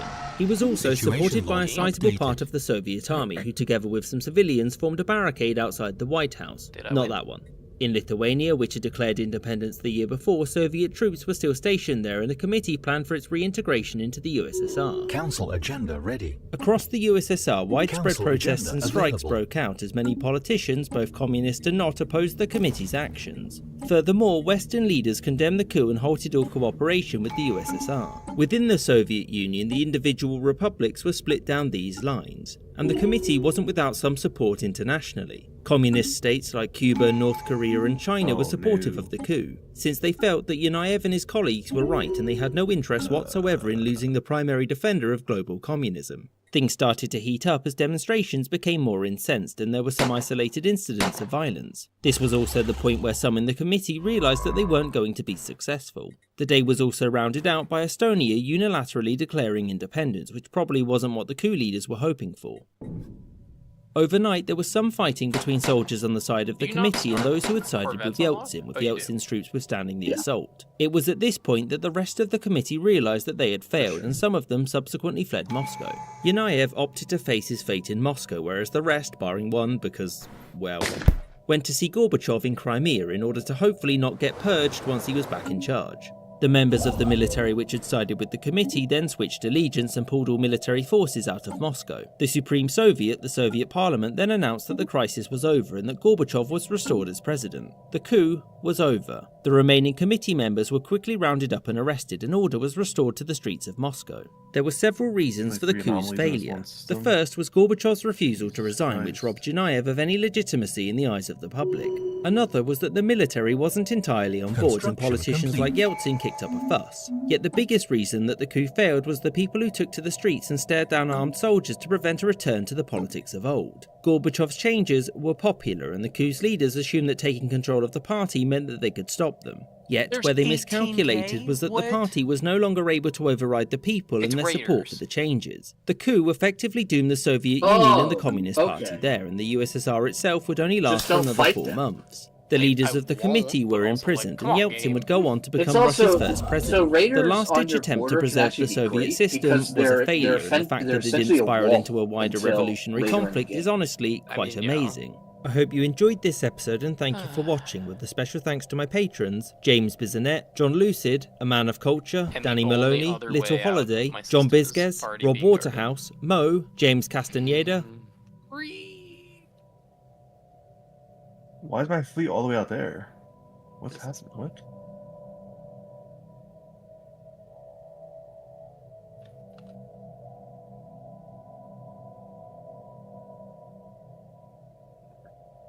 Construction complete. Can you guys see that ping?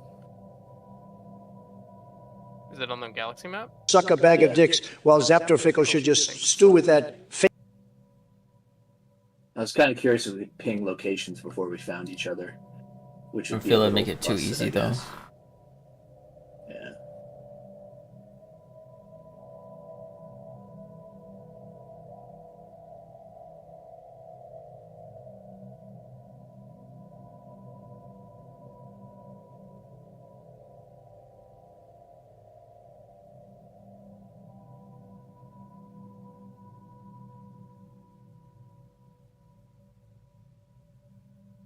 Damn, my Tristans are flying. I gave my leaders minus 10% level up, so I don't have to click this button so much. Really? Yeah. That's kind of funny.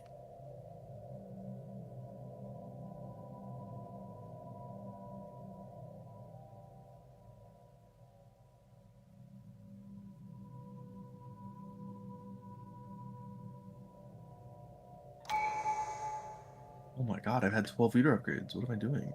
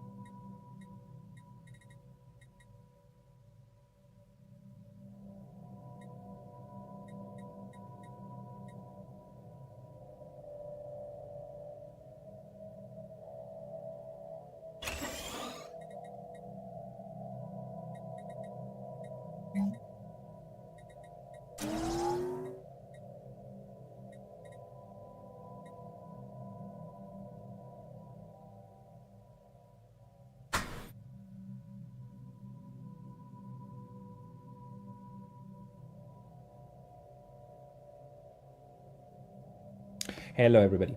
I would like to share with you today a video by Mr. Craig Murray, who used to be a British ambassador and worked in the Foreign Office for many years in the upper echelons, and he put out about in the beginning of April a video in which he explains what the impact of Israel's actions at the moment is, not only on international relations but international law, and what kind of dire state this leaves us in.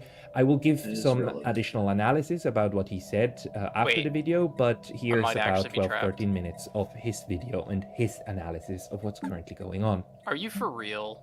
Hello, I'm Craig Remember how I said I wanted to expand a lot really early? I wanted to talk to you urgently because I'm really worried that we are seeing the collapse of the fabric of international law and even the abandonment of the idea of Western democracy. Classic.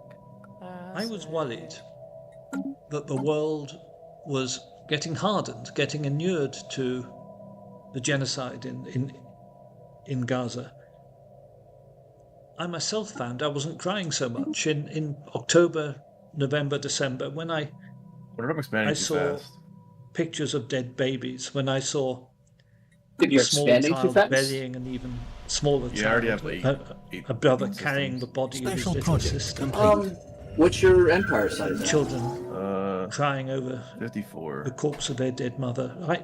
I used to cry regularly. I wouldn't worry much about it. You're going to want to just rush to your choke points like usual. I don't cry so much because I've seen so much of it. And I was worrying myself, am I getting hardened? And there seemed less outrage in the world. The massacre at Al-Shifa Hospital that's taken place this last few days seems to have touched a nerve again in the world, certainly on social media. And it's just astonishing. It's incredible. You have doctors and surgeons executed. One lady doctor and her son, a surgeon, both killed.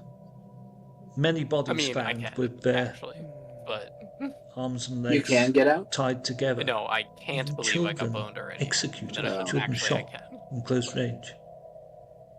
Hundreds of people. Well, I'll see you guys in the next game. And then a hospital destroyed. We just have a new mission, Seth. It's to fight those guys off super early.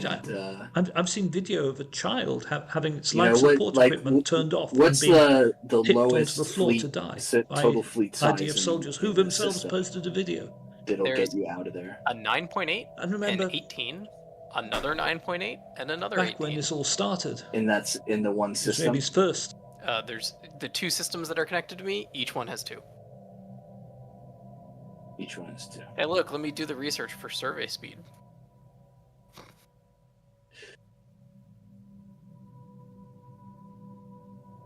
You know what's the funniest thing? You know what would have made this a lot less? The the Federation thing? Yeah, no, the Explorers thing. Oh, because I could have jumped? You could have just jumped past it and built on the other side. I mean, so I'm screwed, right? Can you get to your, guaranteed systems? What origin did you do? I did the Equatorial Shipyard. Oh. I think you still get guaranteed systems with that one, don't you? I don't know, man. It's...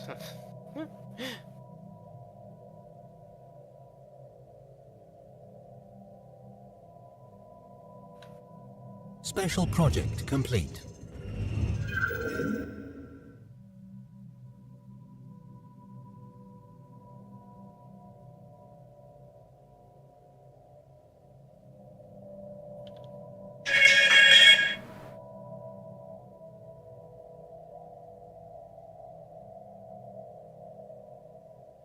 I'm doing a big cheese build, so I might actually be able to save you.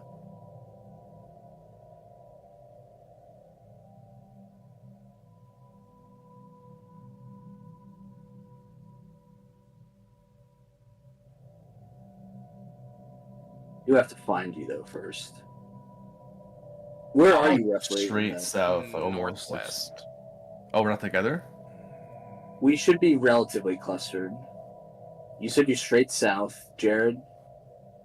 You said north. It's straight south, but then to the right. If you drew a straight line south, I'm right to the right of the line.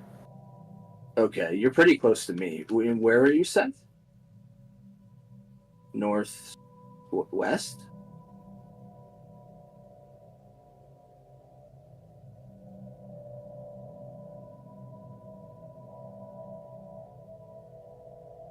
Why the hell are you so far from us? Because the game decided it wanted to bone me. It really did. And you killed. Well, your name is appropriate. Mordor. That's very appropriate. Yeah. And you don't even have a wormhole or anything. Nope. You know, it's one hope. You should. I'm sure you're doing it already, but that diggy that spawns that black hole system, that might actually help. I think. Am I doing a dig? What are you doing right now? Do the dig. I just like. Also, it's glitched. It says there's this hijacked fleet, but it's like it's dead. Oh, I think you have to research it. It's like an event. Board cultist ship? Yeah. So you have to fly a military ship near it and then research it with the military ship. It's a weird event. Oh, okay, that's why it didn't go away. That makes sense now. So like, I killed them. We paused for like 10 seconds real quick. Yep. What's up?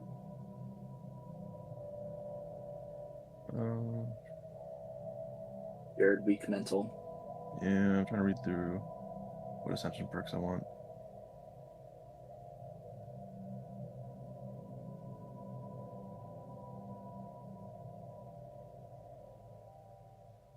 What is necromancy? Large slot weapon damage? I don't know what that means. Extra slot. Don't do necromancy. It's not good. It's complicated. Okay. Oh, there's 2 digs in this system? Well, they're just kind of doing digs again this game, John.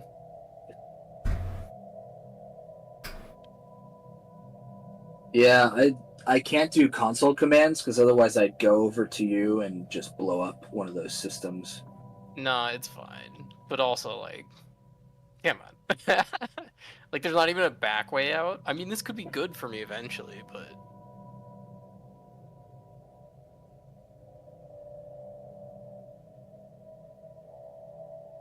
Okay, I'm good. Sorry. Okay.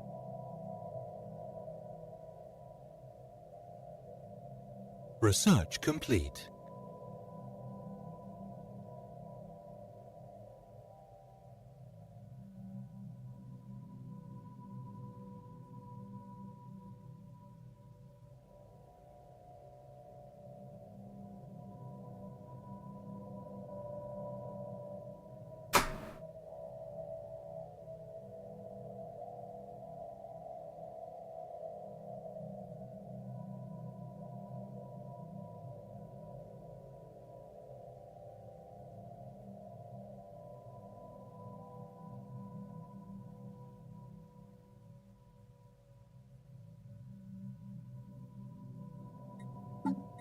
It's so funny that it happened to you too, because you're the biggest dig person out there. Well, I wasn't gonna do it this time. I chose like all the expansion things. And then the game was like, okay, no digs. You don't need to go anywhere. Yeah.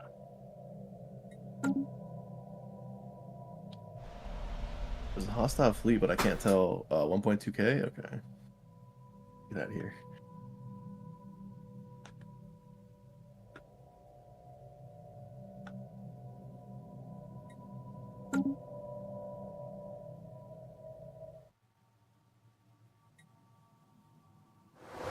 Is he on that bottlenecked on materials or anything crazy? Flipping bottlenecked on minerals? Oh yeah, because your Equatorial Shipyard doesn't make minerals, does it? Oh, I guess it doesn't, does it? What is... Oh wait, no, I think you don't need... Do your alloy people there need minerals? I don't remember how that Equatorial Shipyard works. It's also probably changed. No, it definitely uses minerals. Damn. Hey, look, my survey speed plus 100% council modifier has gone. That's cool. Council agenda ready. Quality. Simply quality. You found me? Did I find you? I don't think so. Oh, okay. That's probably someone else. Oh, what do I want my second? You're a little further away. My second tradition to be? Actually, though, I might. Okay, I might I'm balanced. send a science ship to go find you. I mean, 18K and 10K. Like, I'm never getting out of here, right? I mean, I'm already up to 1K fleet power. I'm working on it.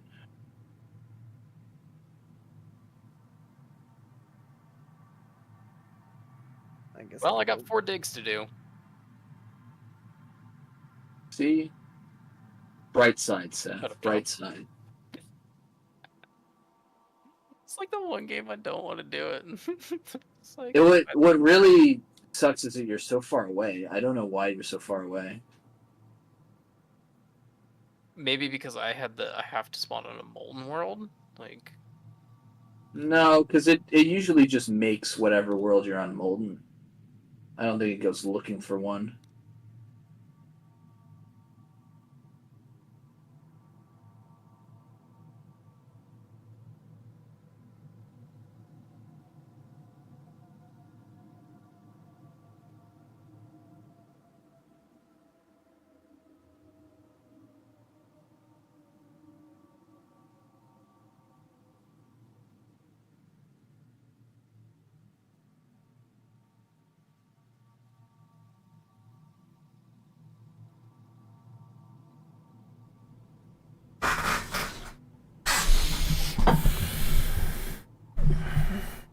I mean, they have cruisers, and what the freak is this? Ancestral Glory class? So maybe I want to build frigates. I got 11 systems, but I kind of like my choke points. Me too. I mean, that single planet thing is designed to go pretty tall. Like, it's not designed to take up a lot of space. Yeah, that's what the asteroid. I want enough asteroids, right? Yeah, that's true. You can always give the systems back once you eat up the asteroids. Just take somebody's all the asteroids, and then here you go, system, no asteroids though. Selling system, no asteroids. What do you do with construction ships once you're done, like, building? Do you just... Research complete. You'll never be totally done building, but yeah, I mean, like mega structures and stuff. But you can just if you build up a ton, you can definitely disband them. They're so cheap, like who cares? They only use like 1 energy too.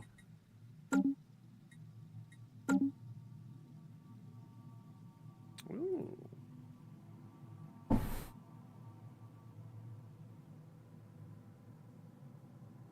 Research complete. Homeworld, like... Okay, no unemployment yet, that's good.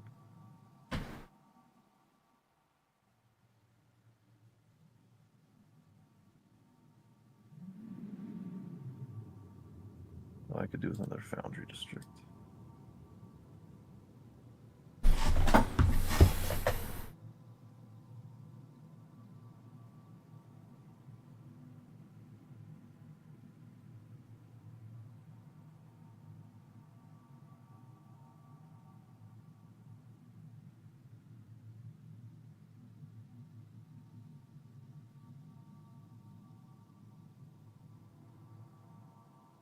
Hey John, what do you think I should do for an ascension perk?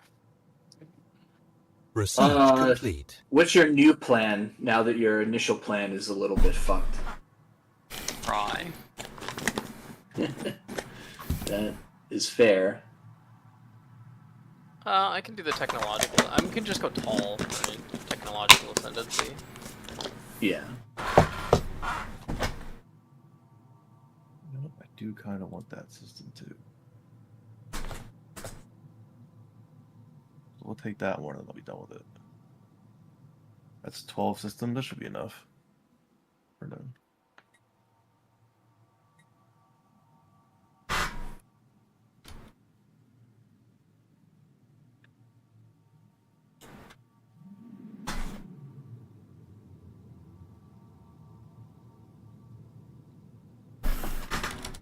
Happened? My science leader died? Since when did it happen?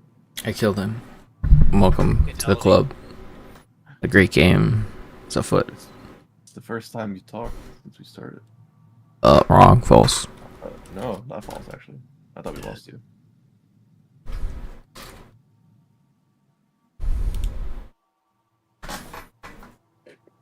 When Justin leaves, you can take his vampire set. Is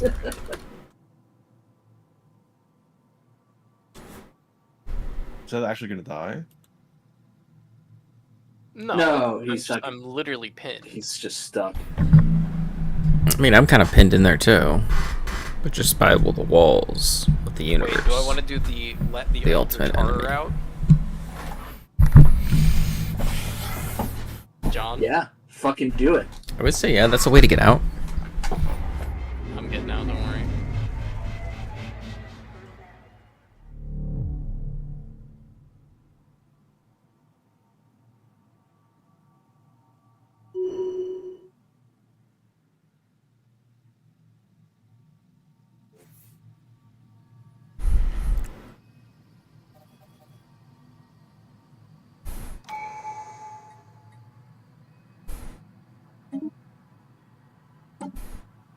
Do I want to embrace it? Yes, do it. I don't remember what that does, but do it. Research speed and I get my system back. Oh, is that the one that turns your home planet into a black hole? I don't think so. No, because you have to defeat that one. That's right. That's what Justin baited me into, remember? The capsule full of interlocking wires, any which we rigged to set off a weapon so potent to wipe out the entire galaxy. The crew will snip them all. Yeah. If I do this, does it hurt me? No. If you leave it, it might blow up that system. Oh, There's okay. some random things it can do in like 40 It said the whole years. galaxy, so I was like, do we lose the game if I... No, we do don't this? lose the game. That'd be great. There's like one small little thing you just don't pay attention to.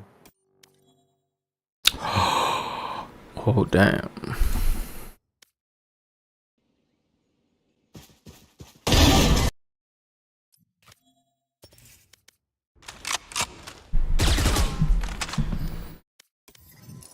Okay, well, I snagged a mega structure.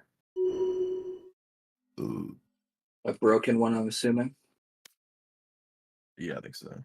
Research complete. Can you find an unbroken one? Don't think so.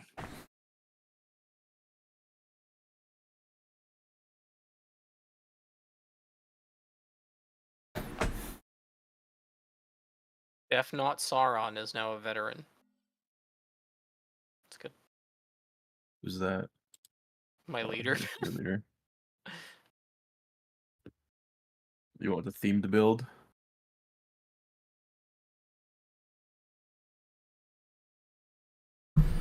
Wait, why is there crime on my area? Yo.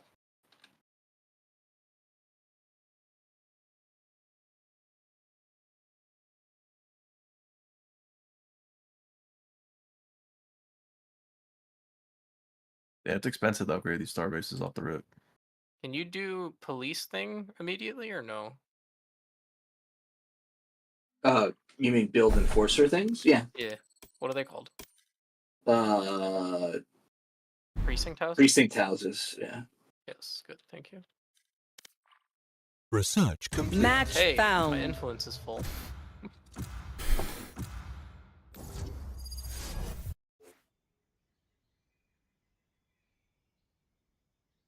I wish I could lock it. So if like my dude Hello, is a Hibu. scientist, it only shows me upgrades at the scientist. Speak, please. I'm already Lock locked it so in. that what? Like I don't want to like it's like, oh, your Please scientist can communicate. upgrade, but here's a counselor. You shall you need could to get it for communicate. counselor. I'm like, no, he's only ever scientist. He would never be anything but a scientist. Only show me scientist things. Oh, An entity. I see. Oh, found something. What the heck tradition do I take now? Is there a research one? Discovery. Oh, is there a different research one? No. Maybe supremacy if you want to fight your way out. I'm going to see if I can get to you, though.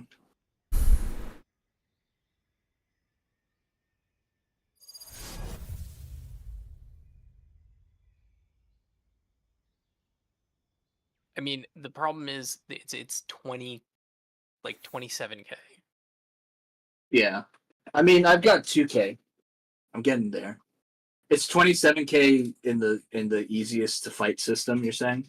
Each says there's 2 systems. They're sitting in both. Each system has 27K. Yeah. There is no good option. It is to scuffed.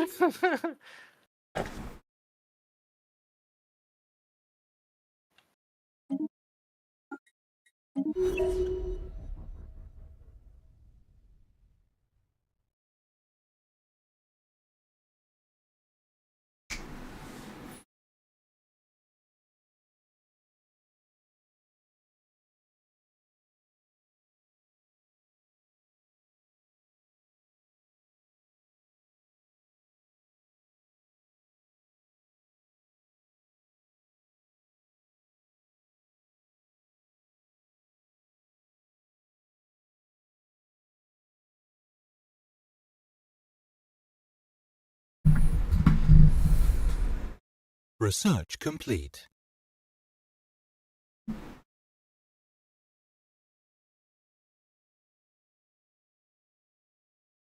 I have 2 megastructures: Ruined Orbital Artificial Ecosystem and Ruined Yggdrasil Orchid Complex. Okay, Yggdrasil gives you tons of food, and the other one gives you society research. If you can rep them. Yeah, I'm assuming I'm not going to be able to do that for a while. Yes. You don't need mega engineering. I forget what you need. So you need mega engineering, I think, for the Yggdrasil, but the other one you'll be able to do relatively early.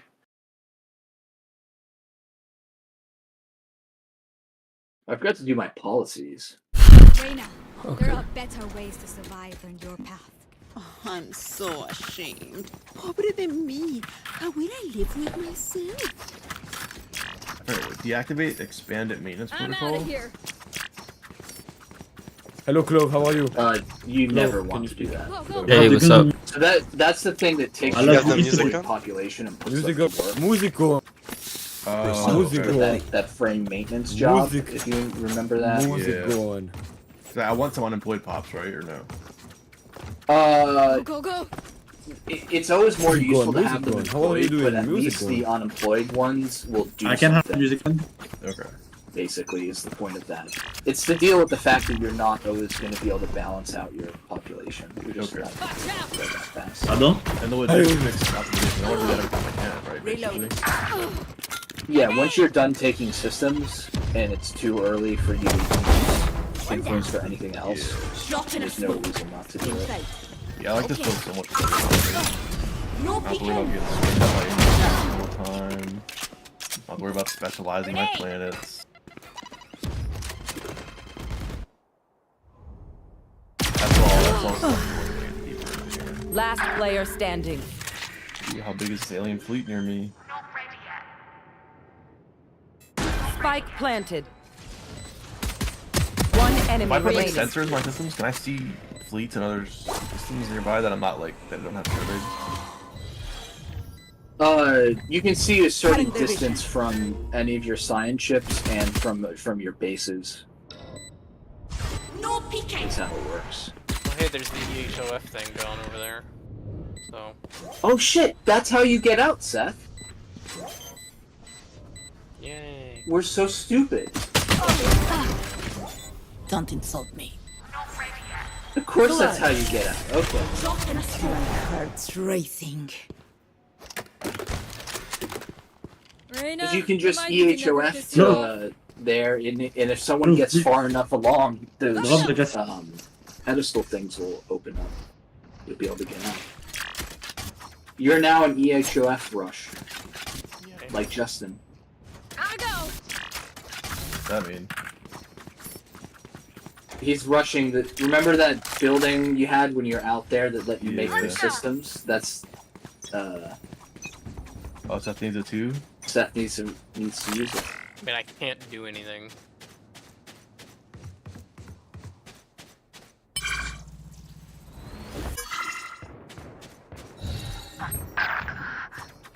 Enemy A. Got one.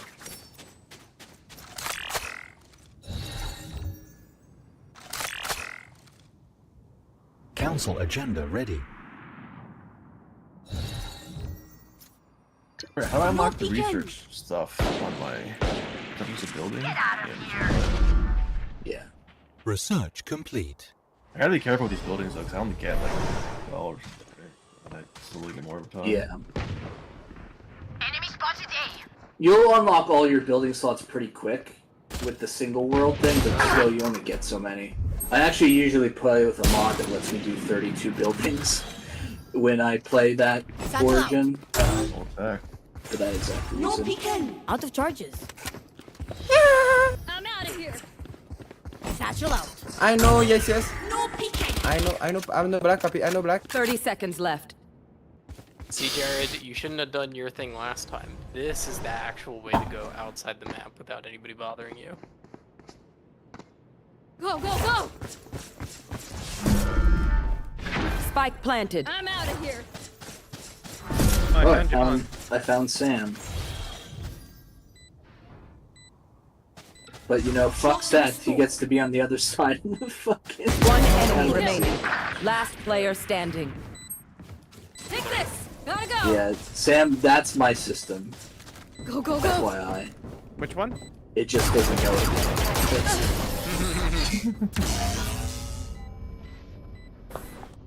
Where the fuck is Jared at? My city needs me. I can't be away for Satchel out. I'm having trouble balancing my... because I only have the one thing. It's gonna be hard, yeah. Which one's yours? Hey, my alloy's at plus 34 though. I was just saying, if you really want it, you can have it. I was joking that. Wait, which one? The one I just pinged. No I don't know, can you not see the pings? Maybe I don't see it. the lines. The Abaddon's Demence. Oh. Yeah, I got you. Should I not do Supremacy then? I mean, I guess it doesn't... Up to you. If you already started it, finish it, because it increases the cost the more trees you take.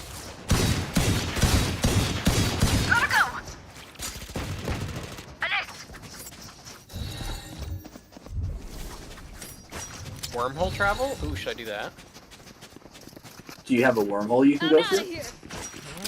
Think so. Oh no, you should do it for the EHOF. Yeah, that's what I thought. It's a prereq, yeah. Oh no, I have to tribute these people. Okay. Yes. Oh, the only way to get to Jared might be through your territories, Sam. He should be northwest of you, maybe. No peeking! One enemy remaining.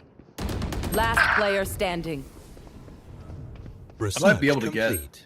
You will not kill my allies! 1 enemy remaining. Research. 13 more systems and actually have one less What? What the Sigma? Grace, the plan is... I'm kind of tempted. Never mind, just keep blowing them up. Go, go, go! Is that too many? Is 13 is 25 systems too many for right now? You have 25 systems? What the fuck are you doing? I can. I have 11. I can get 12 more systems and have one less choke point. Because they're all just at the bottom of the map here.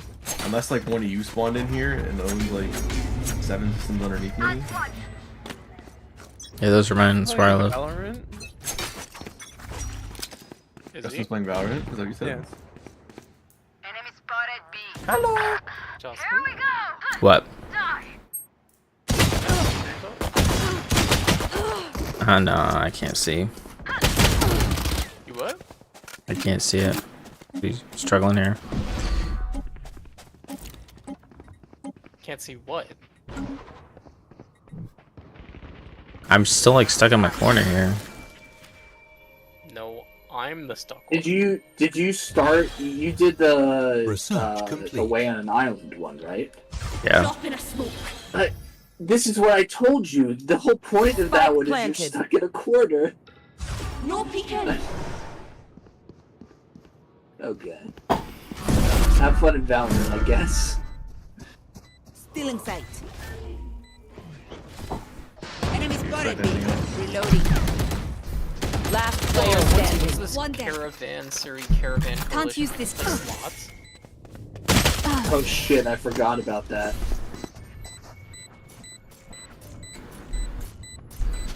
My ult is ready. Oh, this reminds me of this one time where I. Actually, never mind.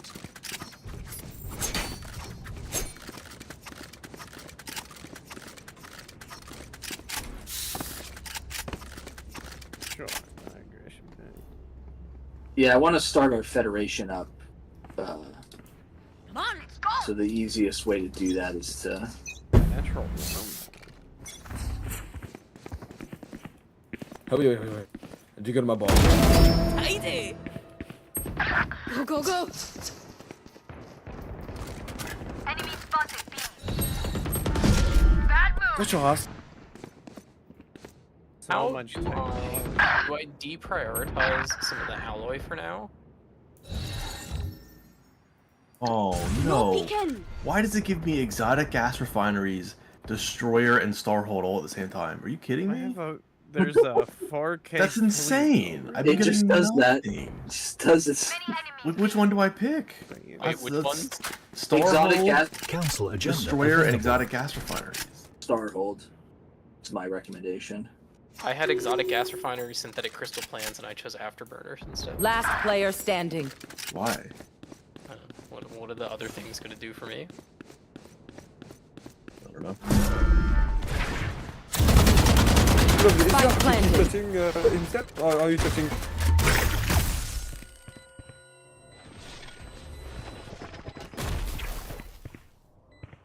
Bro, you're gonna get one tapped if you go there. Told you. Dude, do I just take this whole corner down here? I don't. I would. I thought you was gonna die there. Then I think it's worth it. Like I said, if the empire size becomes a problem, you can always drop systems. This is true. But your empire size is going to be low just because of the single planet thing.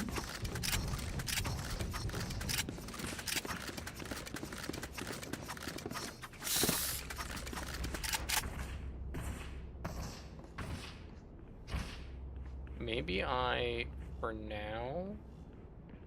Let's remind them who we are. You can change back to automatic, right? For like the planet designation thing? Yes. Enemy spotted. I might. Gadget fun. My babies. Tomcats. You know what? Fuck you guys. I never left. Research complete.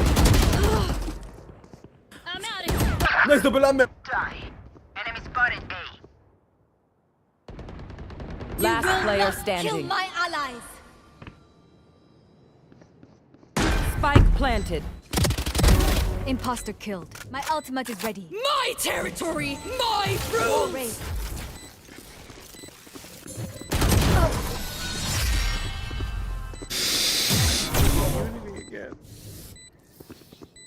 Rana, clock's ticking. I'm out of here.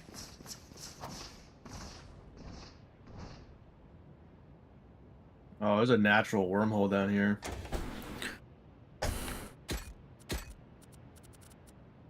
That's something I don't want, right? But that bit me in the butt in the past. Yeah, because that's essentially another choke point that you have to hold.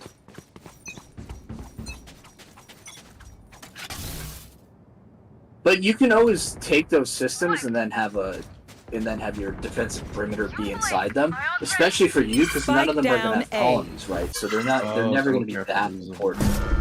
One enemy remaining.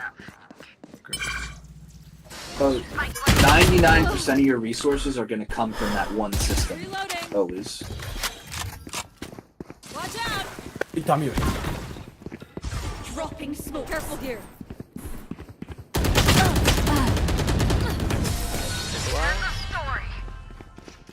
Careful here. Reloading. Simple and clean. Well done. Go, go, go. What's your guys' research like? 88. Okay. I feel like I'm not doing that well, but I am. Clove, lock in, please. Yes, Clove, lock in.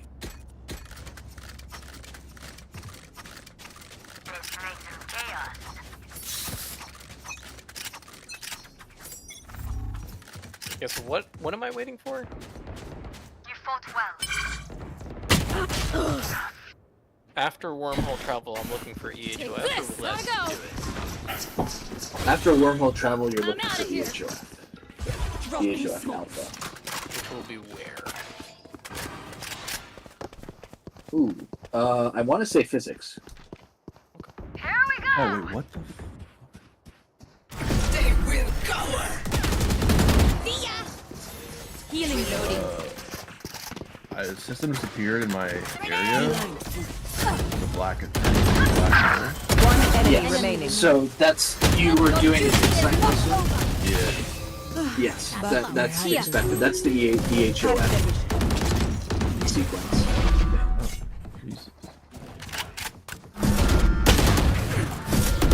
Last player Nobody come through standing. that, right? No. It's in a very bad spot in my system. Here, somebody could just... Yeah, it tends to do that because it just spawns it in randomly. Drop in a smoke. 30 seconds left. Oh my god! Wait, if I take up all this, I actually...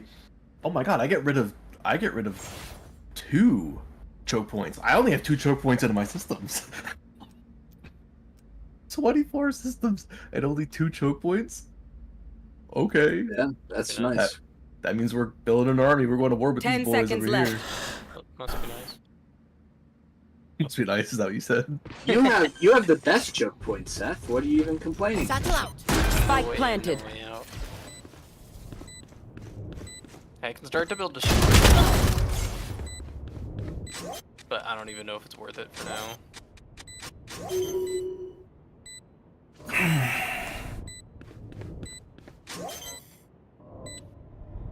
Ooh, wait. I'm at 1.7k and I salvaged a 1.9k fleet.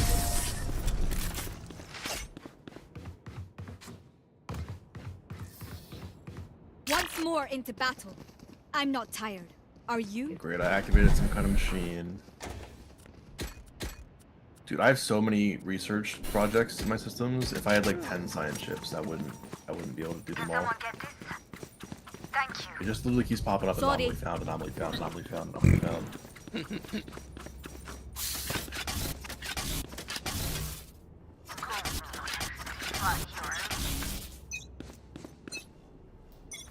Get out of my way!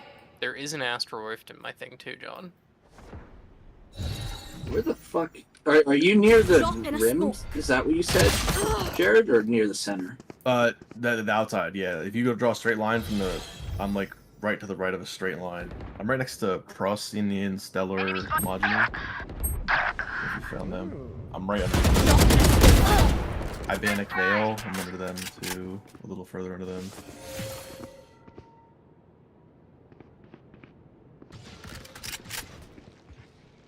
Ancient. Last player That's what I wanted to be, standing. just like locked in the corner. No one to bother me.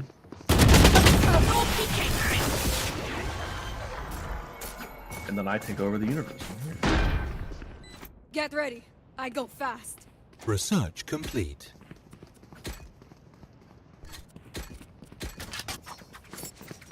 Go, go, go!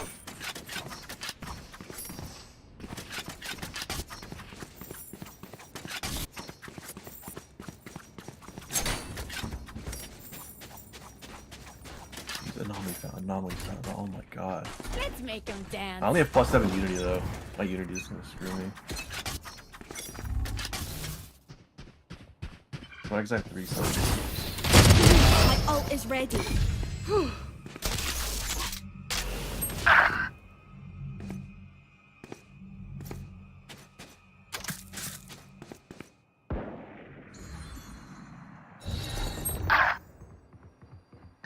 Drop in a smoke.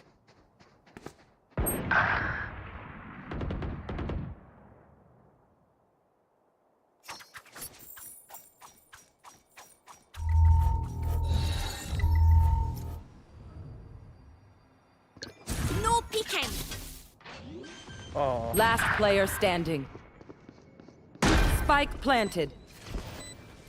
Funk out. 140. 140. Not ready yet. Drop in a smoke. Jump up.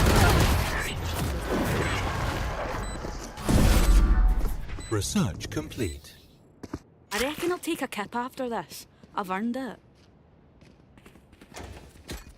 Can you send a delegate to the Federation, Sam? Let me see.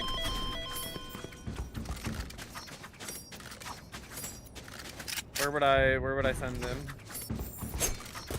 It's under the Federation tab, and then at the bottom there's a delegate. Oh, select the leader. Yeah. You might have to recruit a new one. I'm watching you. I'm watching you. I'm watching you. Skibidi toilet. What the? I can't even figure out how to get to you, Jared. Nice. I guess. Enemy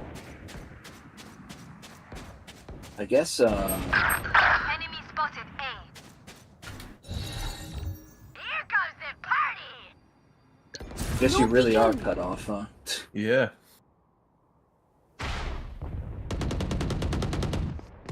Yeah, this is great. That means I can just build star bases on the only two I have to defend. You do the unyielding tradition, right? Since you love your star bases.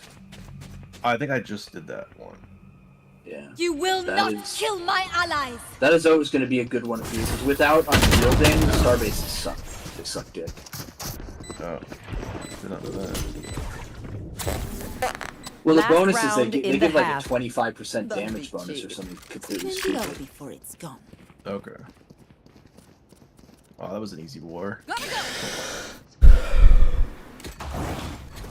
Oh. Their army's gone.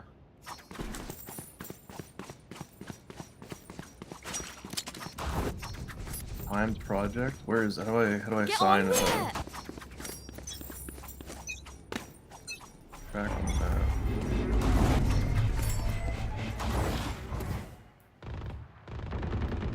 Got him. No peeking. Jet's grounded. Right here. Gas refining. Right here. Research Council complete. agenda ready. You have a 4K fleet now, John. Woo! You had your fun. My turn.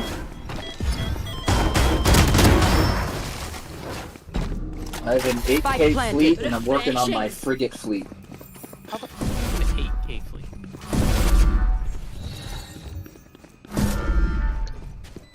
Dropping smokes. I got one priority set that's to save your ass. For you. My territory! Mine! I have them now! Enemy spotted B.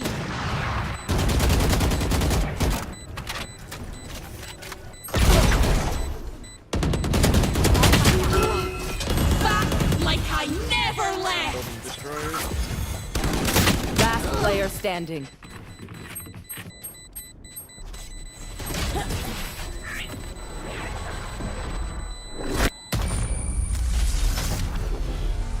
Switching sides.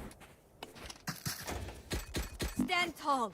We are Valorant. We are fighters. Go, go, go. Reloading. Reloading. Clove, can I have your gun, please? I'm out of here. Maybe one without 9 bullets in it. Thank you, Boogie. I got 9 bullets. Reloading. I got... Mais regardez. Bleh. Bleh. Bleh. No prisoners. Reloading. If I attack them, John, are they gonna turn around and come and try to attack me? No. Okay, so They I just can chill out fail in their system. miserably. You can fail safely. Okay. Where's Seth at? Far northwest. Spike carriers down. Spike down A. He is what we like to call playing a different game. Hey, I'm out of here. Last player standing. Spike down A. Alright. It's only at 1.1k. I got Spike. Gotta go. Allez, bisous. What? Go, go, go. Ils m'ont bien eu.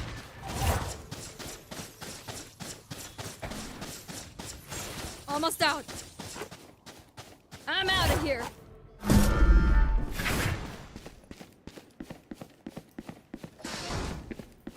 Research complete.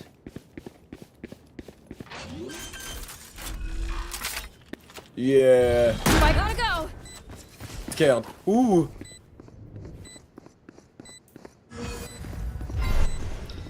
No peeking. Not ready yet. Go, go, go. Drop in a smoke. Go, go, go.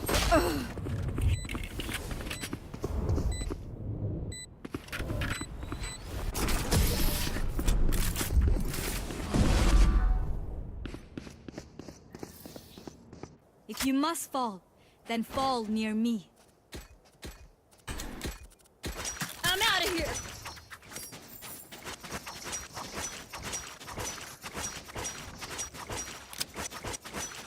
Gotta go.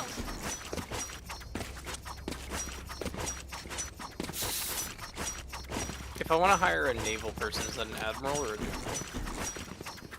It's neither. It's a commander. They're the same now. So wait, what do I want? If I'm trying to hire something from the raiders to use against the raiders, is it an admiral? Okay, Zakai, what's up? It's just commander. There's no admiral. Drop in a smoke. Those are the two options. It's either hire admiral or hire general. Where? Where are you seeing that? Like I'm trading with people I'm out of here. to recruit a leader for that. Oh, okay, yeah. Last player standing. Oh, shit. Oh shit.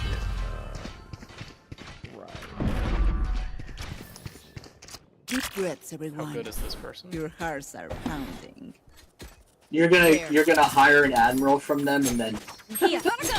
and then attack them with it. I like that. Leave me alone, John. Here, I'm out of here. Encounter in Homeworld Star? Oh, I found Jared then. Come on then. You found me? I think so. I forgot I had a second planet. No peeking. Gotta go. Reloading. Have fun at ease. Enemy spotted A. Go, go, go. Barrier here. Reloading. Spike's down. I definitely found you. Spike down spike. A. Ult's ready. Or Gotta no? go. Not ready yet. Reloading. Basic strike craft good? Enemy spotted B. Cutting their vision. Strike craft or ships? Last player standing. My ships? Like destroyed? Spike down B. Not destroyers. That's later. Shock it. Yes, it's not really. Probably not. Shock No. it. Running low.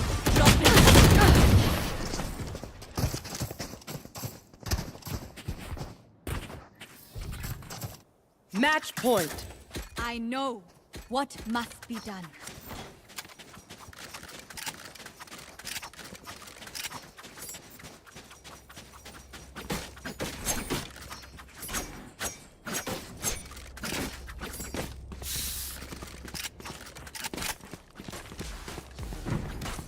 I'm out of here. But what's up?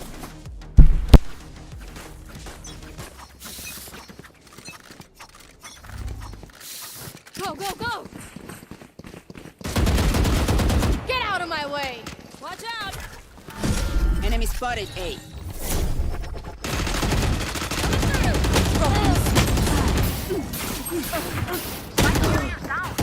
Last player standing. Spike down A.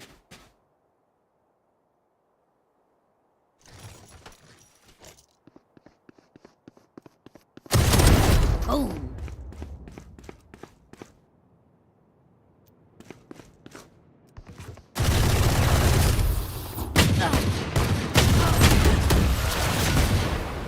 Defenders win.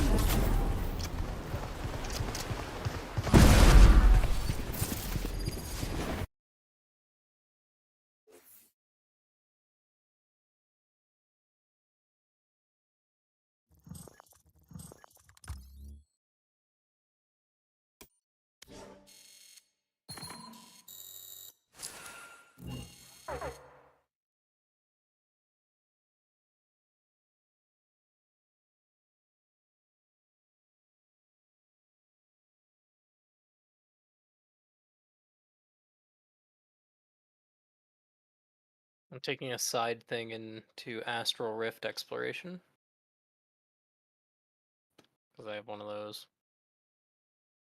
Alright, now that I found Jared, I need to find a way to Seth. Did I disable and seize your vessel? Is this you? What'd you say? It's like, tell me I could disable and seize your vessel or somebody's vessel. That would be rude. Okay, I'm not gonna do that then. I might have stolen some of your people and dismantled them, but You stole my people? I. Oh wait, why am I under attack? You attacking me? No, well, little bit. What the fuck? There's a love tap on the shoulder. What the fuck?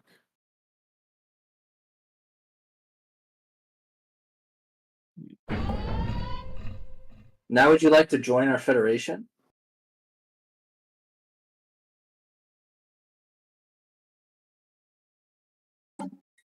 Oh, you're a determined exterminator? Yep. Okay, well, you can't join our federation then. You should have let us know. Why? Well, I'm just gonna have to kill you early then.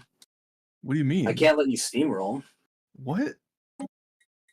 You're with us or you're against us. Oh my god. Who said I'm steamrolling? You're either with me or you're against me. Hey, Don, some worse news. There's also 3 6K, 4.5K, 6K, 4.5K defense void dwelling things chilling in the things as well, so.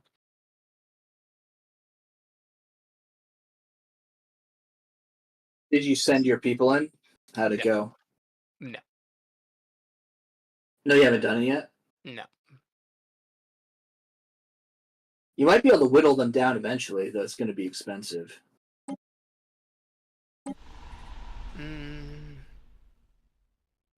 I'm up to like 10K, or sorry, 20K total power roughly.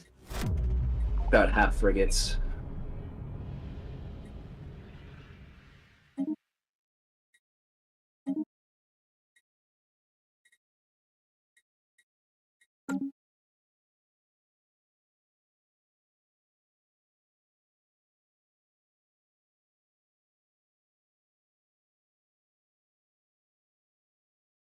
Planet in revolt.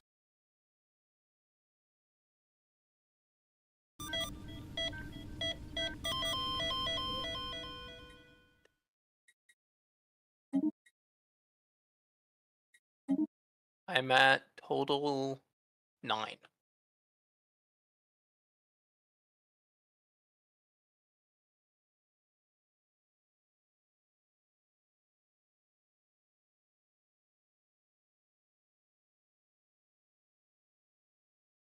Oh, cool. Oh shit. What's up? I did a whoops on my resource situation. Oh. Did a whoops.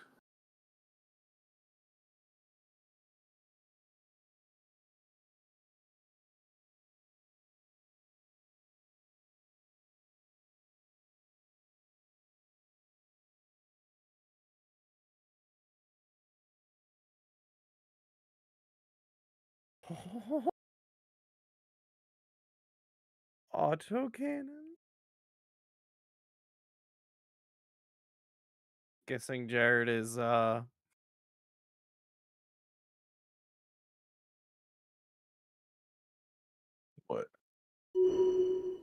Are you what I think you John's are? hurling diplomatic insults. It's very rude of you. Kept on food. Says the machine that's going to kill all organic life. You don't know.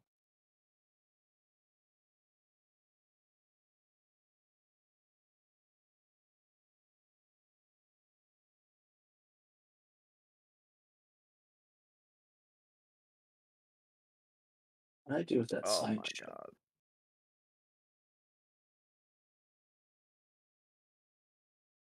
Is listening post the one that sees invisible, or is that something else?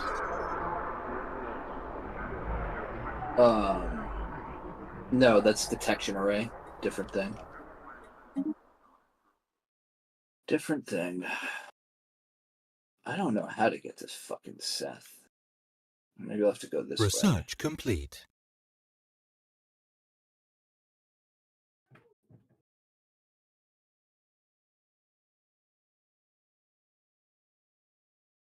Night.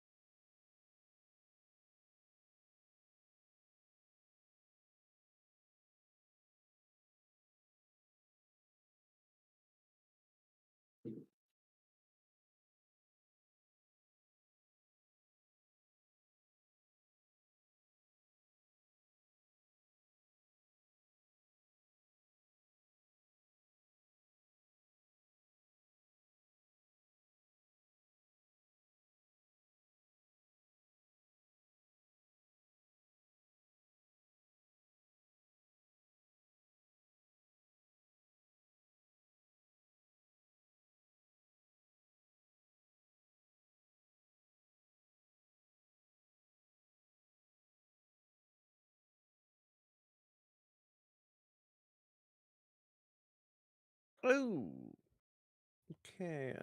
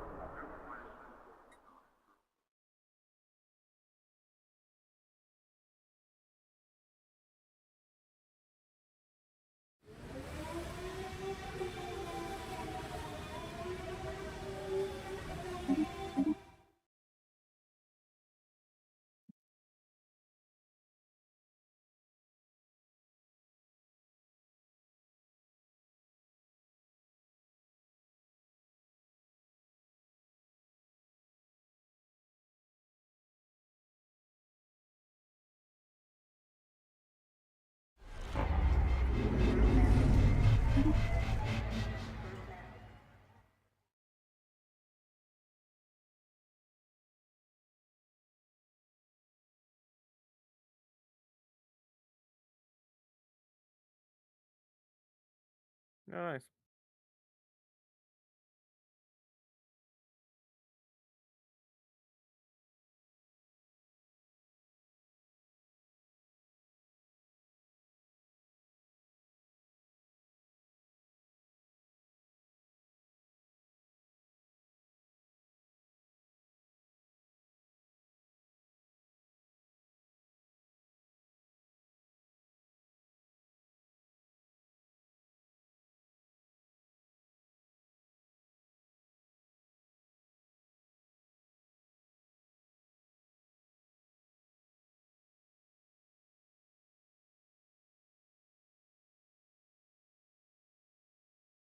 Research complete.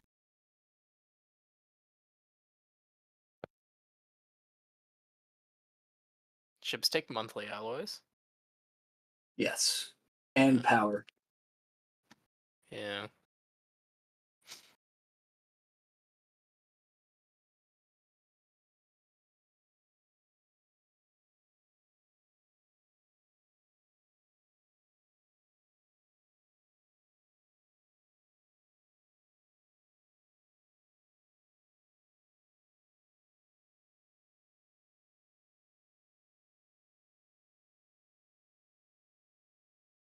Wrecker seems like a good trait. Weapon damage plus 10%.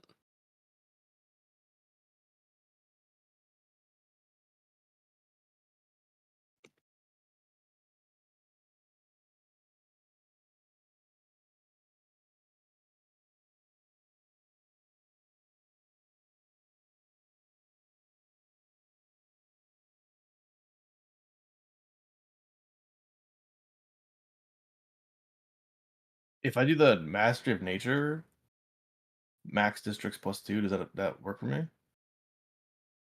Research complete. I think so. Oh wait, no, no. That won't work. Never mind. Okay.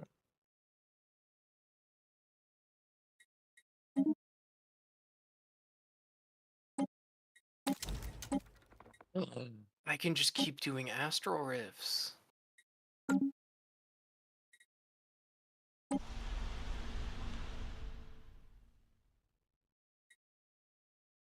Is there something that gives Unity as like the perk tree?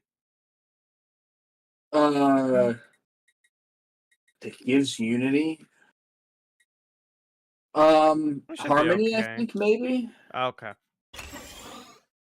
I might just go Discovery. I don't remember. Yeah, Discovery is almost never bad. It's either that or Enmity. I'll go Discovery because I'm.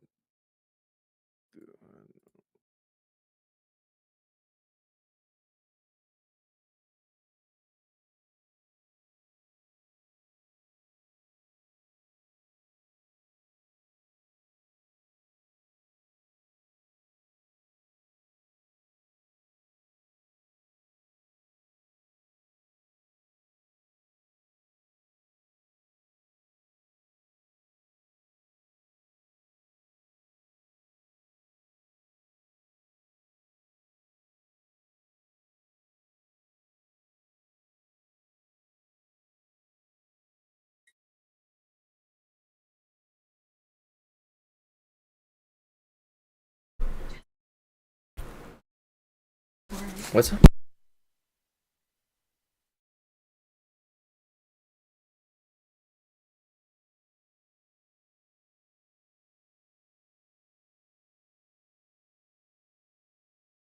Well, time to farm all the astral rifts that I can, John.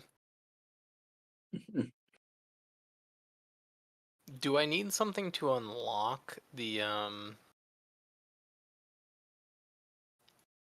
HOF thing? You need something to unlock it. Yeah. As a prereq other than wormhole, I don't know. There's no tech tree for that one. Uh-oh, I'm negative on Unity.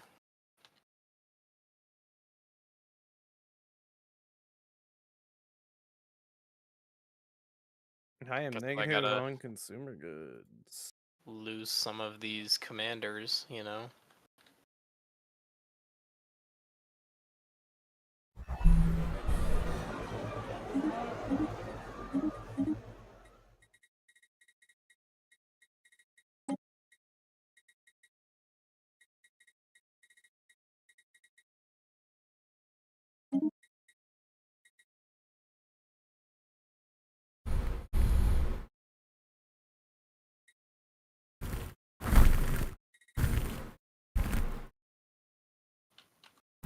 I mean, trade value doesn't do anything for me right now, does it? Oh, hello, Justin. You're right.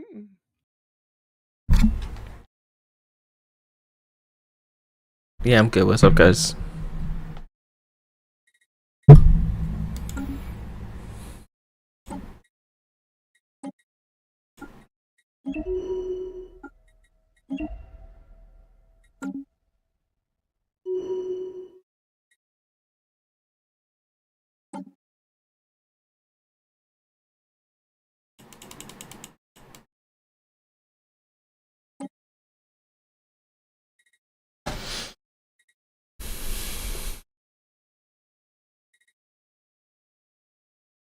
How much science you guys have?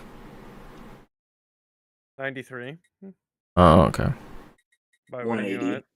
125. 77. 97. Council agenda available. If I attack the raiders and lose, John, are they gonna get their crap back? No. Anything you destroy will be dead.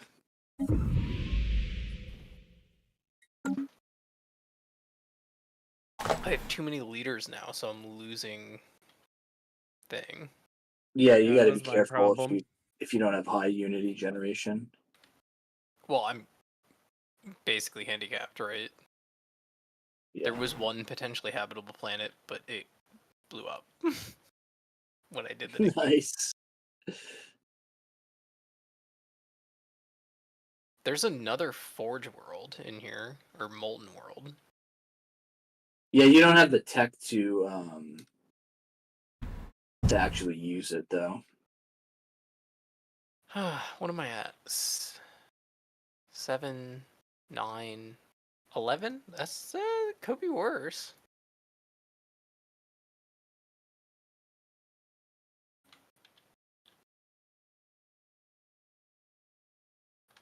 Oh, I know why. I needed to. Okay, I'm gonna go turn off some of these.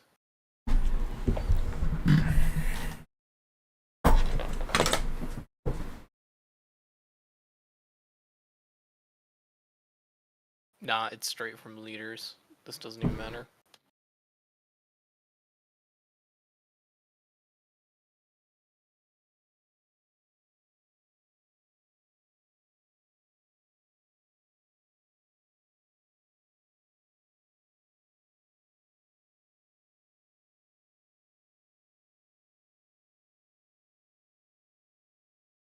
Wait, it just promoted one of my... I'm not using this dude for anything.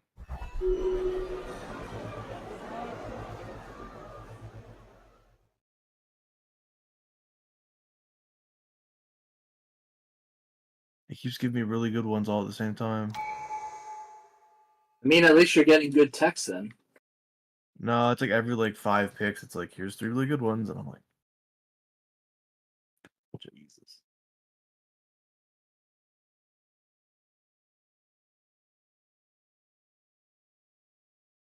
How come I can't see all your guys' stuffs? Where are you guys at? Unless you pick the people that can't be in a federation with us. It's what we like to call an own goal. We could share the whatchamacallits, you know? I can't even do a trade deal with you. Oh no. To share links. No. You can do literally no diplomacy with organics. I'm gonna have a hard time seeing the... We can't coordinate in wars. You fucked yourself, Jared. Yeah, the point of that is not to make friends with people. I mean, we could do a run where you're determined exterminator. We just all have to be machines. Oh, okay. Yeah. Should have,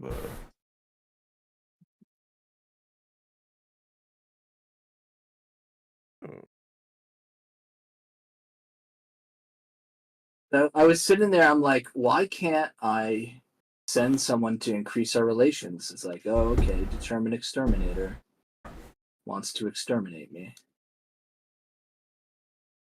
Okay, guys, I'm gonna go to bed. All right, have a good night. Thanks, guys. Good night.